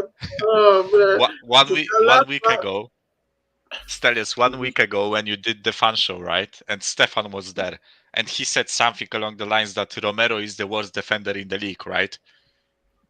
He has 5 worst defenders in his own team. He's not the worst defender just by default because he's playing for Tottenham. There are 5 guys that are worse than him. 2 of those are on the screen right now. How am I supposed to choose? These are the two. Name me a worse centre back in the Premier League. Any team, is there a worse centre back than these two? Harry Maguire? I don't know. I would think of Maguire, but I would say that, man. I would take Maguire over Dyer. With reluctance. Probably, yeah. I would. Yeah, with reluctance. Right? No, you remember, I came on the stream, there was that one Maguire game. is keeping Dyer out of the England squad. I'm telling you, Lloris went in for it was something where Lloris went into the player and Lloris was get to go back. Play was still going on, and I'm like, Dyer, you tell them run back, and to possibly head the ball out of the goal. I forgot who we were playing. Newcastle second goal by Wilson.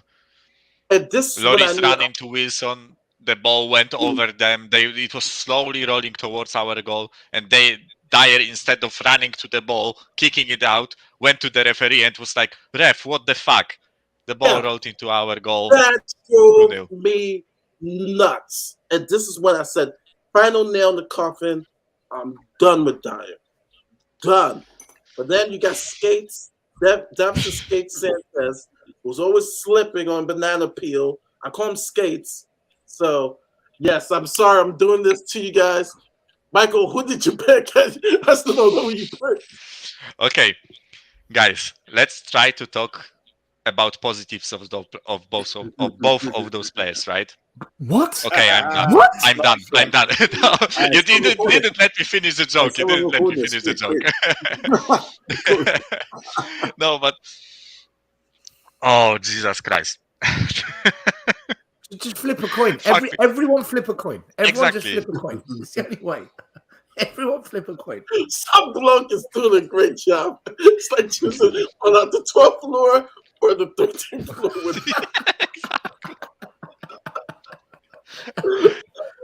Oh my! If I flipped a coin over these two, I feel like it's going to be a bottle cap that comes down. or it will end up landing on the side and never falling down. It breaks. Right. Honestly, I would get rid of Dyer and keep Sanchez, just because I have to pick. Although to be fair, I think fans are more done with Sanchez rather than Dyer. Sanchez got booed when he was subbed on. Dyer, I don't know. I have a strange feeling some of our fans are okay with him. Let him sign it. Let him sign a 3-year contract at Spurs, and let's see how okay they let's are. see the reaction then. Yeah. Jesus Christ, Mahri, you can't do that to people, man. It's a disgrace. It's a fucking disgrace. Okay, Criminal. I've actually got a logical reason for Oh, it. shut Go up. for it, Kuva. Right. Save me. I'm going to go. First of all, let's have the caveat, and that is, in this case, there isn't a third option of shooting myself in the face with a cannon, and I have to choose between these two instead. I'm going to go with Sanchez because if we are getting slot in and we are playing an extremely high line, then we're going to need defenders that have at least got a little bit of recovery pace and can face a few one-on-one situations. And out of those two, despite some of the calamities we see from Sanchez, he is better at that. I think he'd be more use than Dyer. Kuva, do you remember when he had to recover at the Etihad and he ended up chewing the grass? Mate, I'm going with the cannon in the face option, to be honest. Stelios, yes, that's true, but at least he attempted to tackle Gundogan or Mahrez, whoever it was, right?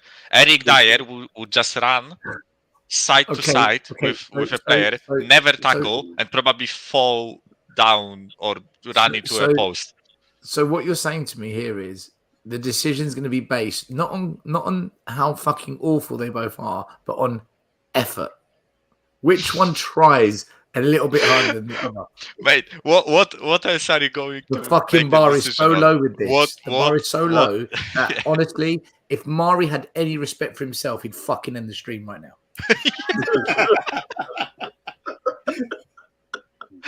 End the stream, Dave. End the stream. Any respect for yourself. Still, where can we find you, mate?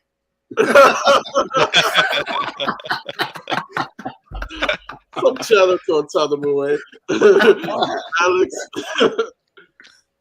Alex? On the box office? Okay. So, I say, no, it's easy. Get rid of Virgil van Dijk and keep Sanchez by default again.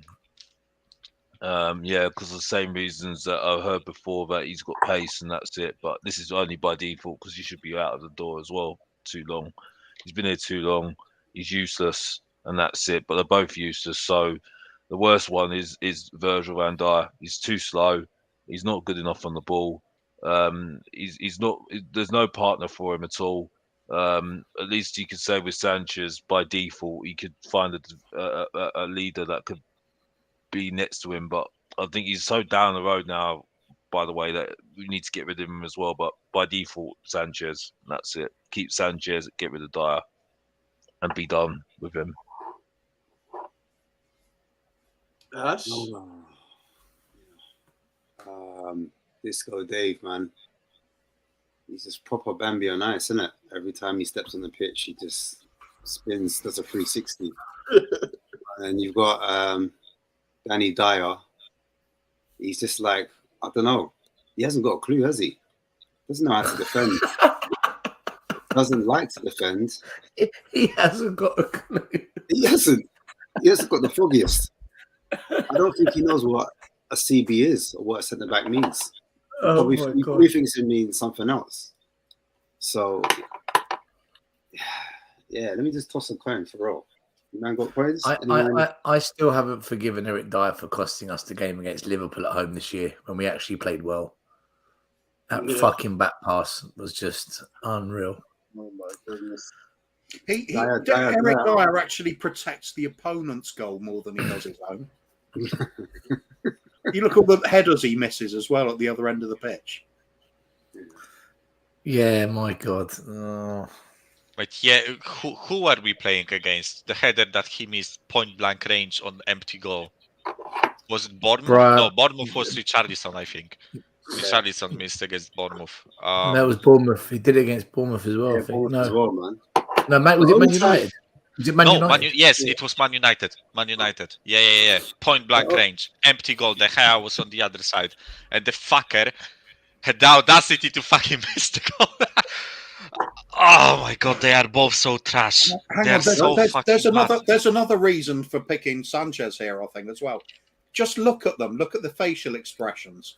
Dyer is oblivious to how bad he is. Sanchez looks like he's a little bit ashamed at not being very good. Yeah. But he's taking a big wage anyway. And he's thinking, I've got away with this again. So Dyer, there's no shame at all. The only time I see Dyer defend was when he went to defend his brother against those fans in the stand. He was probably trying to clear it. And the only time I've seen him running was when he ran off to the toilet. One of the matches. We are literally talking about a guy who went off the pitch to take a shit. Let that fucking sink in. Well, at least he defended his brother. At least he went up and defended his brother. To be fair to Dyer, he normally takes his shit on the pitch, so at least he had the courtesy to do it off field. Ash, did you flip that coin? Sanchez, man. Let's go for Disco Dave. Keep Disco Dave in. Yeah, I'm going with Skates. I'm going with Skates. Sanchez. Bloody hell. Well, Dyer's been here longer, but Sanchez cost £42 million. I mean, Can't make this up. He was good in the first season. Man City bought Akanji and Alvarez and had £10 million still left to spend. Do you know what? Fuck it. Sanchez is gone. The price tag's killed me. He's gone. Price tag's killed me. How many seasons? There you go. We got a few minutes left. This one is an easy one. This one's an easy one, but I was running out of players, so I had to. This player's coming back, but this is an easy one. Well, I'm never gonna do this one. It's Romero, but Harry Winks and Uncle Skip. This is an easy one. Harry Winks. Go ahead, Stel. Winksy in. Can I say since we sold Winks, the club's collapsed. And I think there might be a correlation. I agree. I think whilst Winks was here, we were, Winksy in. Now listen, Winks just got relegated with his new club. I'm joking, Skip. It's Skip all day. It's Skip. Do you know Winks is the only player ever to leave Spurs and win nothing? And Right. get relegated. That is true. That is true.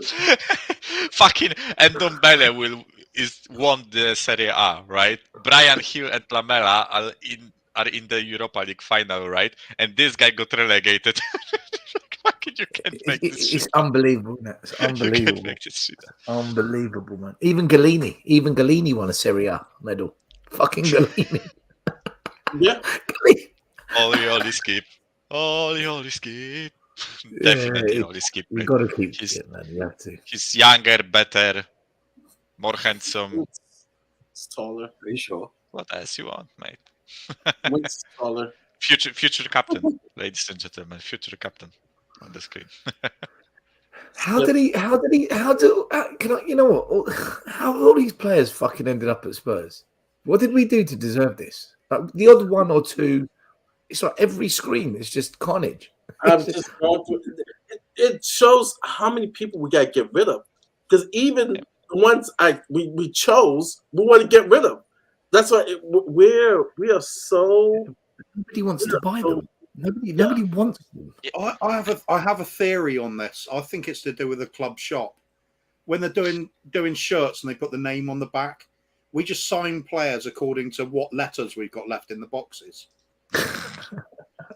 I'm gonna, because I want to respect time. I'm gonna go to the hot take one, the big one. I'm gonna go.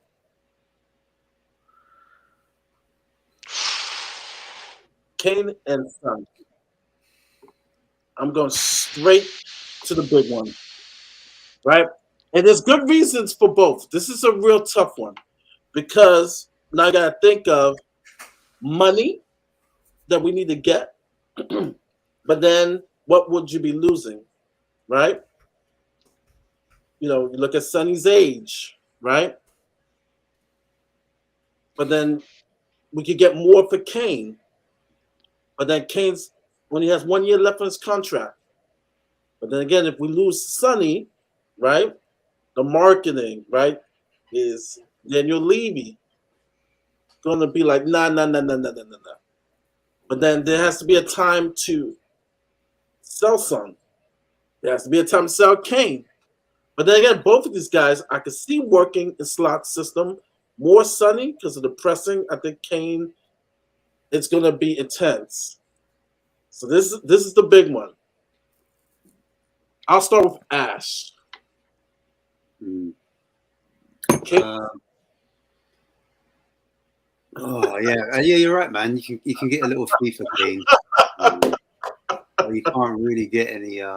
You can't really replace him, can you? So he's gonna leave next window anyway. So he's gonna leave he's not leaving this summer, but I think he'll leave next summer on a free. So do you stay with him and get as many goals as possible and try and lessen the blow and then sell Son, which I don't think you'll get much for.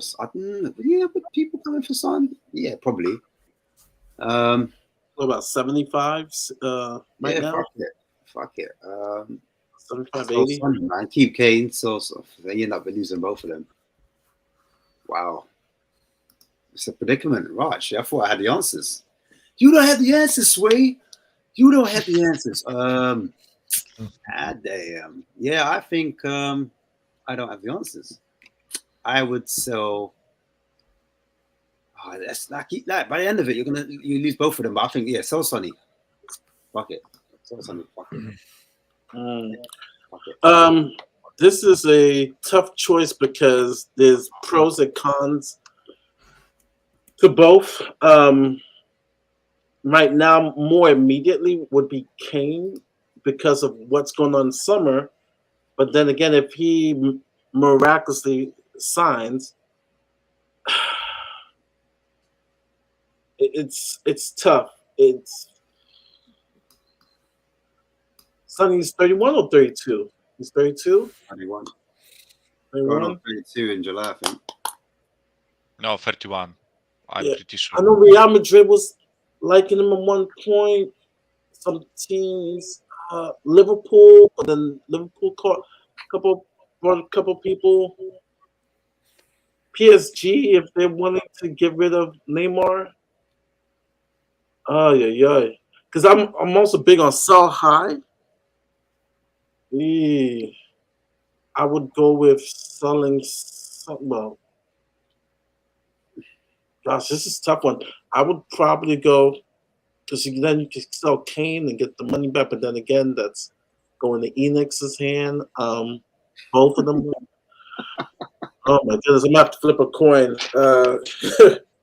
There's no right or wrong, man. Just say your opinion. Fuck it. Mahri, you put this game together. Well, I'm wondering. Yeah. I know.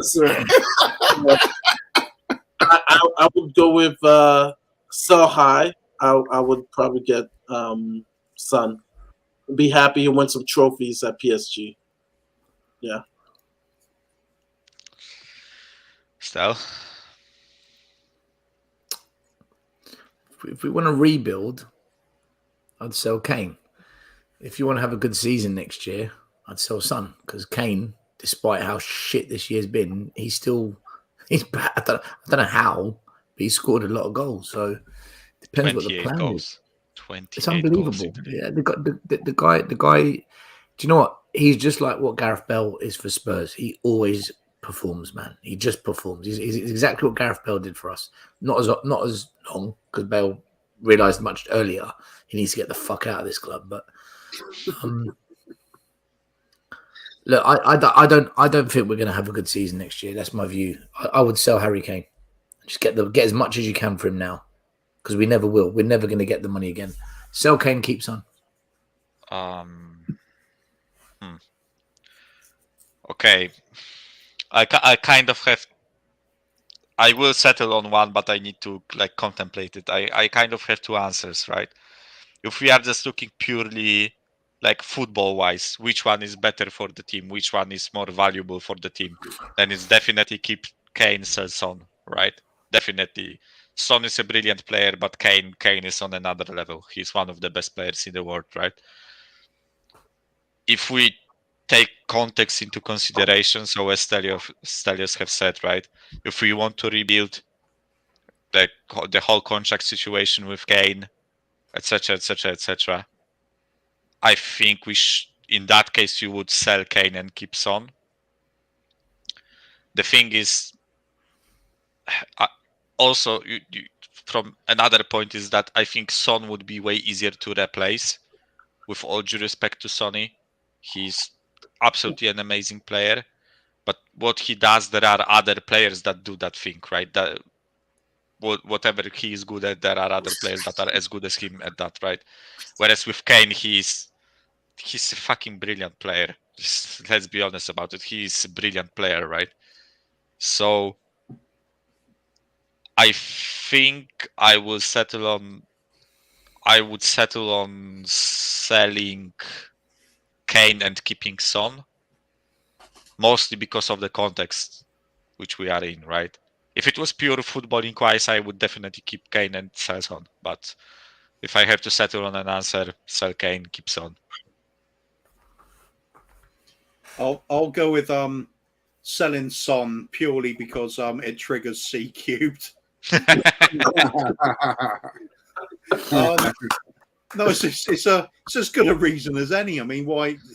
If you want instant success, you need to keep both of them. Yep. If you're looking to build something, you've probably got to keep Son for the financials, all the merchandise that's going on. I wonder you could say the same with Kane, couldn't you? But Yeah. I think Kane's going to have a bigger market value at the moment. So if you're rebuilding and using the money, sell him. Plus, it gives poor Arne Slot a reason for why we're going to finish somewhere between 12th and 15th next season. Guys, Ash, before you answer, right? Look at those two. Look at what they gave us, right? And we fucking wasted their careers.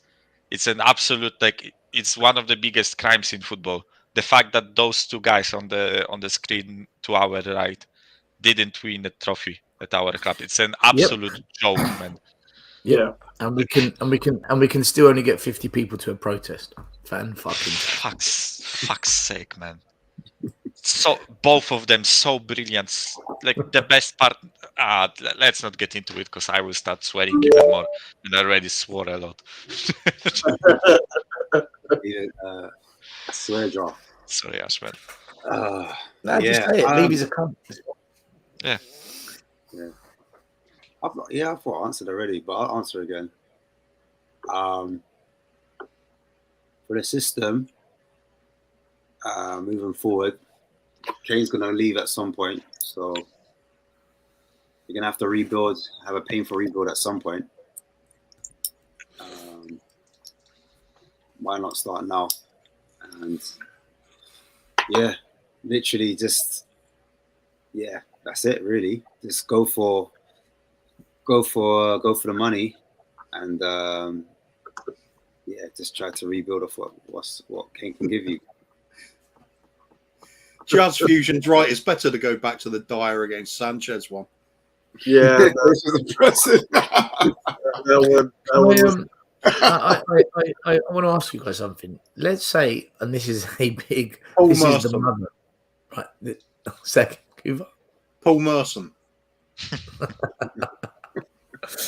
Unfortunately, not. No. All right. But if next season Kane stays and somehow we win the Carabao Cup, okay, do you think Kane would think about signing a new contract at the end of that season if that was to happen? I would say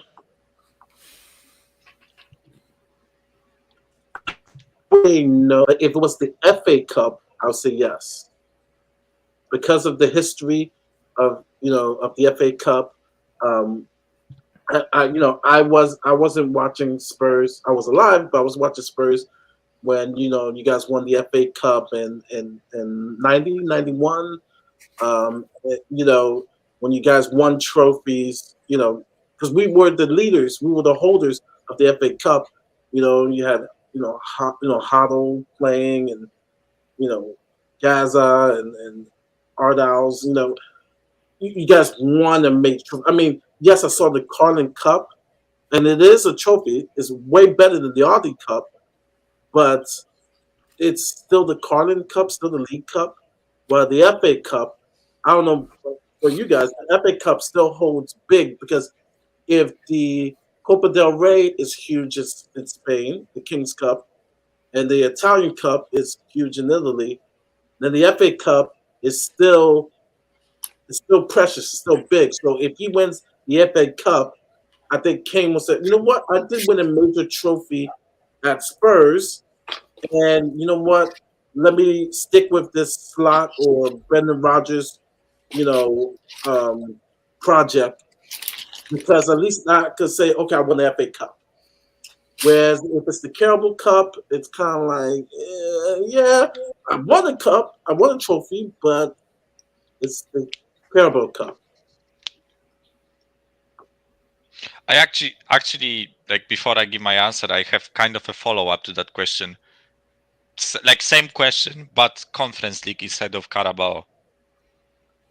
If we get Conference League and win it somehow, how do you guys think that would, like, maybe sway him to think about it? I think the FA Cup is more valuable than the Conference Cup. Yeah, but Conference is more valuable than Carabao, at least in my estimation, right? It's still a European trophy. I know it's a shit competition, right? But it's still like something won in Europe. My gut feeling is that after what happened, falling from grace when we were under those years with Pochettino and getting really close to the league title, close to the Champions League trophy, semi-finals, and the way we've fallen up since then, and had basically Mourinho and Conte come in and still got further away than we were. I think Kane's already made his mind up. I think that as soon as Conte went, I think he's decided whether he's going to duke it out and just see out his contract here or ask for a transfer. I don't even think he'll do that. I think he's decided he's probably going to see his contract out. Yeah. He needs to get away from here. If there's no if you can't have evidence that we're going nowhere under this leadership, this ownership, the fact that Conte, Mourinho were here, and we've had disasters under them as well, means we're getting nowhere, absolutely nowhere. Good luck to Arne Slot if he turns up, but if he does, he might get haggled out of it yet for 5 million. So doesn't matter. Bring back Nuno, whatever. Mason in, who cares? Kane's not winning anything at this club. Nobody is. Yeah. No, but he got a mural though. He did get a mural. Can I say on Saturday the 4 amount weeks of too late, by people the way. that were jizzing over that mural was insane. Insane. The queues for it were bonkers. But painting on the house, on the building. Yeah. So many fans were like, it's like you walk when you come out of the station, you can turn left or keep going, then turn left. But as you walk towards the stadium, it's painted there on the house. The amount of people that congregated there, it was chock-a-block to take a picture of Kane on that wall. These fans are easy to please, boy. Listen, Like, any little bit of bullshit this club could do, it's a jizz fest. Like, did you hear today? They're going to put the famous clock back up on the high road on the lamppost. I guarantee you there'll be flocks of people taking picture of the lamppost and the clock as soon as it's up. The cock on the clock. Pretty much. Yeah, So, oh, please, Mahri, can we do more, please? You don't know he's there. Pay that stop. End it now.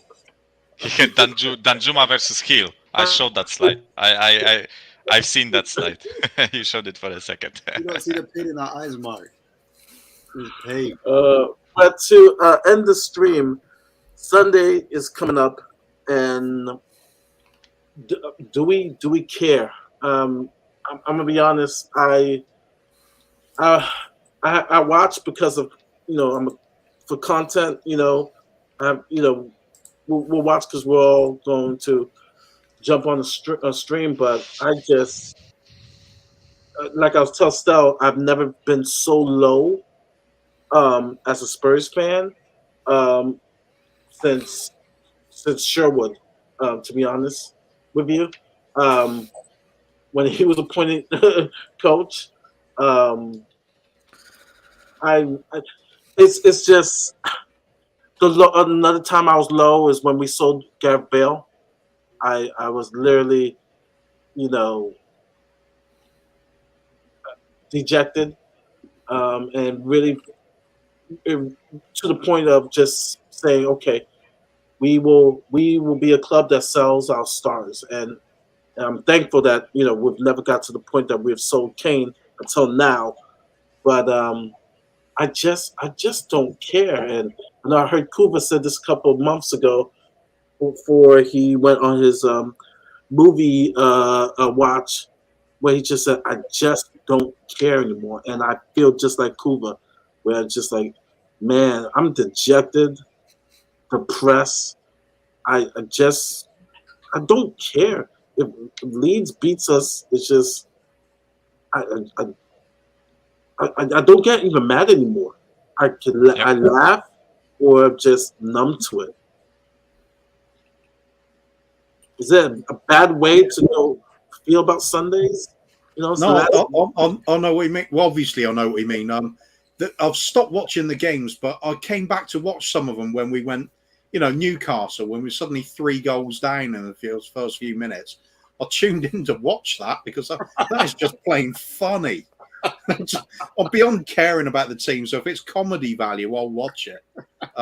Trouble is, they started trying to play football again, badly and a bit boring, but they started that again, so I've lost interest and it's back to the movies. Even the summer, I don't care. Bring in any manager they like. It just doesn't matter with this club. Really doesn't. It's just going to be an absolute disaster. If it's a manager worthwhile, we need a massive rebuild that won't happen. If it's a manager that isn't worthwhile, welcome. You'll fit in nicely. I mean, yeah. Go on, Marco. Still That's go. all right. Okay. No, you go. It's I completely back what you said, right? It's like last season when we were playing like actually some quality football under content, we were winning games and we were playing for something, right? Whenever we lost or drew the game, I was effing furious. Like I cared about the games, right? This season we got slapped 6-1 by Newcastle, right? 6-1, 6 goals, 5 goals in 20 minutes. I was watching that game with my brother who supports Chelsea, right? And he was fucking fuming. He was fuming. He turned around, looked at me, and he was like, "Why are you like this?" And I was just sitting there watching the match, not giving a single fuck. That's the worst state a fan can be when your team is losing and you cannot like even start caring about your team losing. That's the worst. That's the worst feeling in my opinion, because I would rather be furious and play for something and lose and and like be emotional about the game, care about it, talk about it with other people who are also furious. We are all just dejected. We are tired. We are bored. It's such a shitty state to be in. So if we lose to Leeds, that wouldn't surprise me. I won't care about it. I won't get down over it. I will watch the game just because it's a habit of mine, right? I watch the games because I still I support the team, but that team completely lost Where's me the somewhere light, along the way. Michael? I'm Where's just going the through light the in the motions, right? tunnel? And then Sorry. no, and I no, agree with you 100%. In the tunnel, here's the light, and that's what I'm asking myself: where's the light in the tunnel? Because it's about to get worse. It's about to get worse. Maury, This summer, you know when you hear Spurs fans, they say to like you, because you haven't supported Spurs for like 40 odd years or 30 years like some of us. They say to you, "Oh, you're lucky you weren't here for the 90s." Michael probably hears this as well, right? You weren't here for Yeah. the 90s. Yeah. This is the 90s. What you saw this season was the 90s. This is it. No. 90s, we won 2 trophies. Yeah. Take away the trophies, right? This was the general. He's right though. He is. We won 2 trophies. This is the general feeling. It was every week. Oh no, or how the fuck did we lose to Sheffield United? Or oh my god, we've just lost by 6 goals. This is what it was like. And I'll tell you what. When Spurs fans have the audacity to say to me, "Oh, but look what Levy's done for the club. Don't you remember the 90s?" Yeah, this is what it was fucking like. He has not taken this club forward. Take away that stadium, take away that training ground. There is no difference to the 90s. Even the league position where we finish on average, even how many times we got top 4, it's no different to before they took over. Nothing has changed. I'm telling you. We had a little purple patch, a fun patch with Poch and a little bit of Redknapp, but we had a little bit of fun in the 90s, like Kuva just said, those 2 trophies. So you can say, well, we had a bit of fun in the 90s as well. They haven't moved the club. So when you say, oh, you've never felt like this before, dude, this is what it was like for us over 2 decades ago. This is exactly what it was like. For me, it's like, oh my God, we're back to where we fucking started before they came in. Yeah. It's shocking. It's shocking. And fans are just pretending as if, well, wait next season for the big rebuild. Yeah, we've got data analytics. We've got some data coming in. I think if you ask that question whether he moved the club or not, if you ask that question 5 or 6 years ago, right, when we were like 16, 17 season or 17, 18, right? Back you could then, say we're going forward. You could see a progression. Yeah. That's my point, right? Yeah. The issue is we moved. There was a progression, right? We regressed right the fuck back.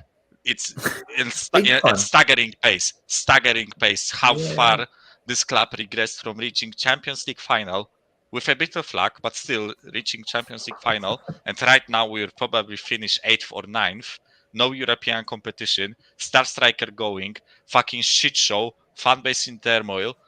It's a joke, mate. It's an absolute joke. Women's team getting relegated, under 21s getting relegated. No women's manager, no men's manager, no director of football. All the stuff that you talk about, right? The 9 points that you gave at the beginning of the show. How the fuck did they let this happen? It's beyond acceptable, mate. 12 players coming back if we include in the under 21s players. 80% of this squad that isn't fit for purpose. Harry Kane's contract, mate. This is what I'm saying to you. There is no way in the next 8 weeks before the new season starts we are going to fix this. It's not possible. You can't. No club can. Too much mess has been allowed to build up to the point of where, right, is this even retrievable? No. So maybe, just maybe, we do need that big reset. Maybe we do, because the mess has now just gone too far. It's just gone way too far. But how can they do that reset, though?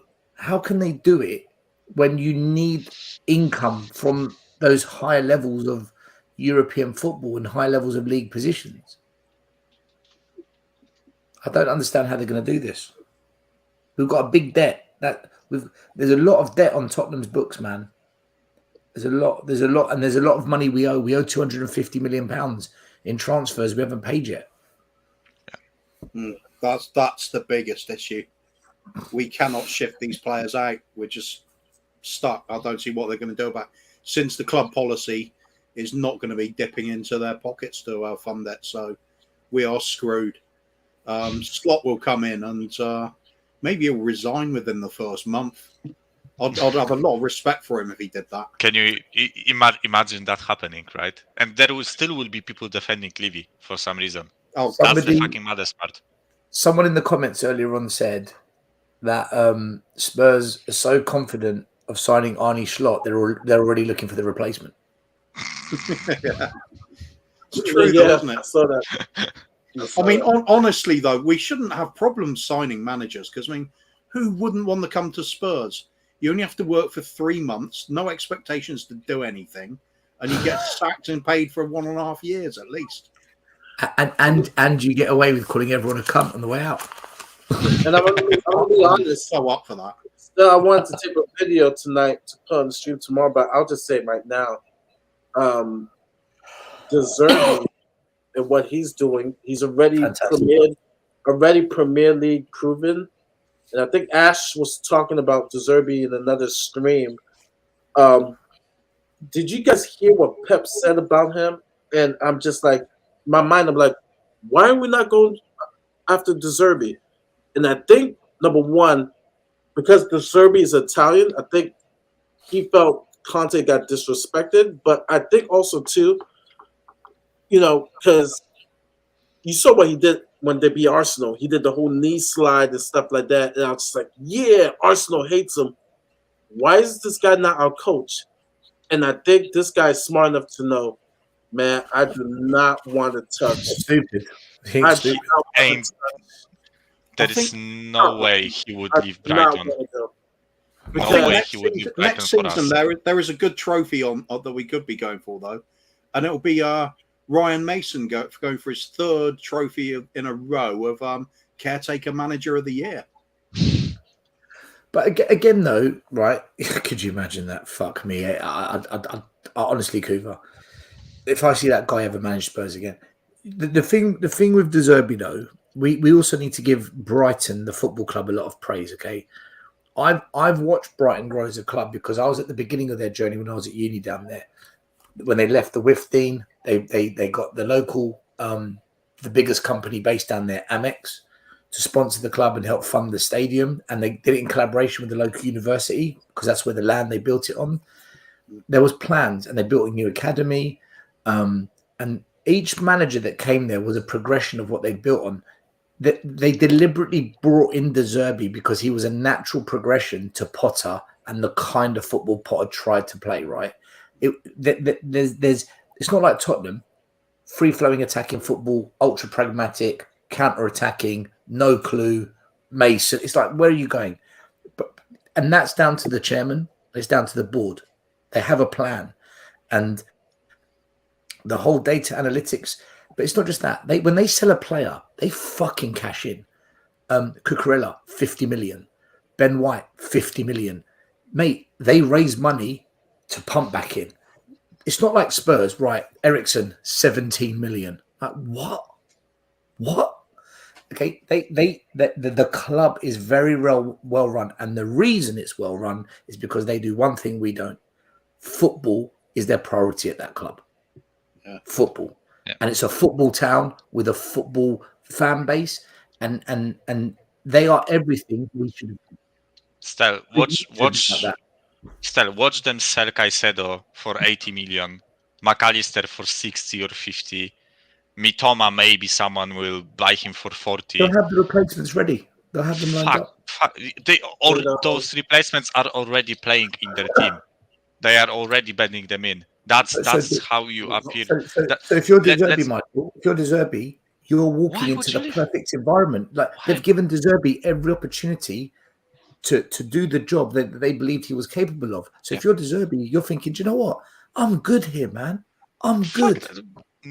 I would never leave Brighton for Tottenham, even if I was Tottenham. How sad is that? As a how sad is that? Brighton. I wouldn't leave Brighton for Spurs. And you know what? Fuck me. Jesus Christ. And you know, the funniest part also they're called the Albion. Also what you mentioned, Stel, right? About selling players, because apparently somewhere along the line Levy said that we want to do the whole buy young, sell for expensive, high fees, etc., right? If that's the case, why didn't we sell Dele Alli when he was rumored to leave us for 100 million? Dude, why didn't we sell Eriksen? Why didn't we sell Eric Dyer when he was rumored 50 fucking million for Eric Dyer to United? Jesus that was Christ. the rumor. Can you fucking imagine if Dude, that happened? We listen. Everything we do when it comes to transfers is fucked, and the reason it's fucked is because football is not their priority. It's not. They'll tell you it is. It's clearly not. They've had 23 years to get it right. Brighton have been in the Premier League for how long? 5-6 years. They've got it fucking right. They've got it right. But they planned this. I'm telling you, they planned this over 20 years ago. We could see what they were doing at Brighton. They kept winning back-to-back league titles. They knew what they wanted, man. And I'm telling you now, do not be surprised next season. Don't be surprised if Brighton, they strategize, they attack the market, and they build a team to really go for that Europa Cup. I'm telling you, De Zerbi will go for that Europa Cup. He got them to a cup final in England this year, the Carabao Cup final. He got them to that final, right? And they lost on penalties. They were unlucky. They're going to attack that Europa Cup. I'll tell you what. Newcastle lost the Carabao against. Sorry, they lost the semi-final, didn't they? Yeah, they lost the semi-final against United. Yeah. It's fucking semi-final. Brighton in a semi-final, mate. They're gonna. They will target. They will target to finish top 6 again next year and to try and win that Europa. I'm telling you, and they're going to build a team for it. And why do we keep ending up with so many shit signings? It's because Levy's looked at what Chelsea used to do: buy in players, send them out on loan, increase their value while Chelsea were winning trophies and getting that brand name established. Then clubs would come to them, know the talent of the player, think this is Chelsea. They know what they're talking about. We'll have some of that. Levy's looked at that and thought, oh, we can replicate that at Spurs. Then goes out and buys Nkudu and Jack Clark and Brian Hill. And to sum up this club, nothing more hilariously poor has happened, in my opinion, than watching us sign Brian Hill for Lamella and 20 million quid, and then Brian Hill goes back to the club anyway, so they get both players and the cash. And that's strengthening our first team, apparently. And then Daniel Levy wanted to get their director of football because he pulled Levy's pants down. You guys think you can get any worse than it is now? Yes. Harry Kane leaves were fucked. If they fuck up like they used to, I listen, to get Spurs relegated would take a serious fucking moron to do that, right? But we have a serious fucking moron in charge. Yeah, we're in so chance, yeah. It's we've got a chance. We've got a chance. This club is so well established financially that it should pretty much be impossible to relegate it, right? Because we should, in theory, always be able to buy ourselves out of relegation. By buy ourselves, I mean buy into more players, trouble. etc. Or we can buy ourselves into more trouble. That's the moron part that kicks in, right? Don't forget though, in a lower division, we can still manage to meet our goals of being competitive. Mate, I kid you not, we wouldn't finish first in Championship, and we would probably lose the playoffs. Let's Do you know be what? fucking Right? honest about Do it. you know what? I We'd don't aim for think. top 4. I don't think Spurs. I don't think Spurs will ever be as bad as what Everton have been this year. Yeah. A big club being on the brink. I don't think we'll be there. But just to answer your question, Ashmate, I do think Spurs could become a mid-table club again if we don't make drastic changes this summer. I can see that happening. Wait, yeah, we We're on already track. will finish in near the middle of the table, right? Especially next season, I could see us being mid-table, 9th, 10th, 11th, and really struggling because we have so much dross we got to get rid of. And then even when we get the new manager in, we still don't have a sporting director. I'm telling you, we won't do business until late July if we're lucky. I mean, it's going to be bad. But we're gonna end on this note. And I know I'm hungry, and you guys want to sleep. We'll quickly. Another cheerful stream. I just want to kill myself right now, but yeah, yeah, Spurs. Every week. Every week. Every fucking week, mate. I think we just need to saw the cockerel down off the roof and put the Richarlison pigeon up there. Yeah, that's a good idea. You know those cuckoo clocks that open and the bird comes out. And... Fuck's sake, mate. Cuckoo, cuckoo, cuckoo. Yeah, but Michael, where can people find you? I don't have my own channel, so I'm just a frequent visitor on Tottenham Away and other channels. So, but to be fair, like plenty of people already told me that I should set up my own channel. I'm like a typical lazy fuck, so I don't know if I will ever do it because don't do it. It's bollocks. Just use everyone else. Yeah, he did the same route I did basically. Yeah, but the most important thing for me right now is finishing the master thesis. So even if I ever think about setting up my own channel, it's at least this holidays, right? The upcoming vacation. So yeah, up until middle of July, I'm out. I have university stuff to do, so that takes priority for now. Yeah, but you can see me on other channels here, chatting shit. Kuba? 3 Spurs boys on Saturday night. We'll be doing our Easter special. Easter? Yeah, we're doing it was going to be a Christmas special, but now it's an Easter special. We might change that mid-show at some point. But we are going to do our best to avoid all football. It's just going to be people basically talking shit and doing silly games. That's it. Okay. Yeah, if we're not talking Spurs football, then it's going to be a great show. Absolutely. Ash, where can people find you? You can find Ash on We Are Tottenham TV doing nothing and letting Marlon doing all the commentary work. Oh, wait a minute. I better give a shout out to Shelfside Spurs for tomorrow night as well. We'll be on there. Also trying to avoid football and talking shit. And Ben's coffee shop too, where we will also try and avoid football and just talk.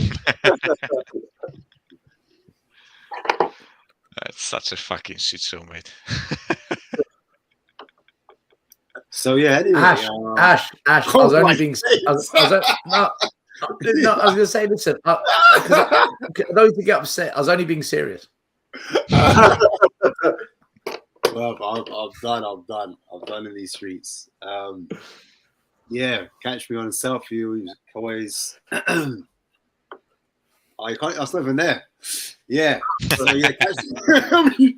There it is. There it is. You can see it. And I'm hungry as fuck. No, sorry. Yeah, you catch me down there. And other shows as well. Yeah, I'm about. I'm a fake YouTuber. I'm not really a YouTuber. Just come on the streams as well, man. Send my 2 pence and that's it. Really. When are you next live? You and the boys on the south side. We are live again. The last day of the Sunday. We're on a Sunday post match, 8 o'clock, a little bit later, and then we're gonna do end of the month or end of the season review as well. So that should be interesting, man. But yeah, everyone's welcome to come. Just jump in. I'm struggling. I've got no sleep, so sorry I'm a bit dejected. I don't know if you can see my eyes, but yeah, I'm done. Fatherhood ain't easy, man. Fatherhood ain't easy. That's what I'm saying. Well, guys, I just want to thank everybody in the chat. We had consistently over 200, and it's really awesome. We had a user, thank you. 3 super chats. We want to just thank you. He said, evening here, Levy is 5 minutes short for slot. Yep. So that's good collapse. I really think Brendan Rodgers will be our coach. Our fan base is like the Neapolitan ice cream. Yes, it is. And then last, Levy is a few quarters short for the slot machine. LOL. And that is the perfect. Oh. Levy is a few quarters short of the slot machine. We are going to bottle even hiring slot, and like I said, I think we're going to end up with Brendan Rodgers, but that will be for another stream. But yeah, we will be back next week, but it's going to be different. Mm-hmm. Let everyone know we're live on Friday, by the way. Oh, yes. So I forgot. Friday, we're live at the Friday show, which will be 10 o'clock or 9 o'clock UK? 9 p.m. UK. 9 p.m. UK, and that would be 4 o'clock in the States. Yes, definitely check out the Friday show, and then check out the stream on Sunday. We're streaming the last game of the season, and so that should be interesting. Since it's our last game, and Leeds really need to win, and we're on the road. Apparently, we don't do well on the road, and so yeah. And then next week, we're going to do the end of review Spurs report. I'll bring more information about that show, as we will talk some serious business since the season's over. So yeah, and you can find that on Tottenham away. But other than that, I just have these words. It's 6 words. The first 2 is Levy out, Enoch out, Tavistock out. Yep. So I'm out, and see you guys next week. Yeah. Good night. And our new sponsors, big up UKIP. Yeah. Levy. Thanks.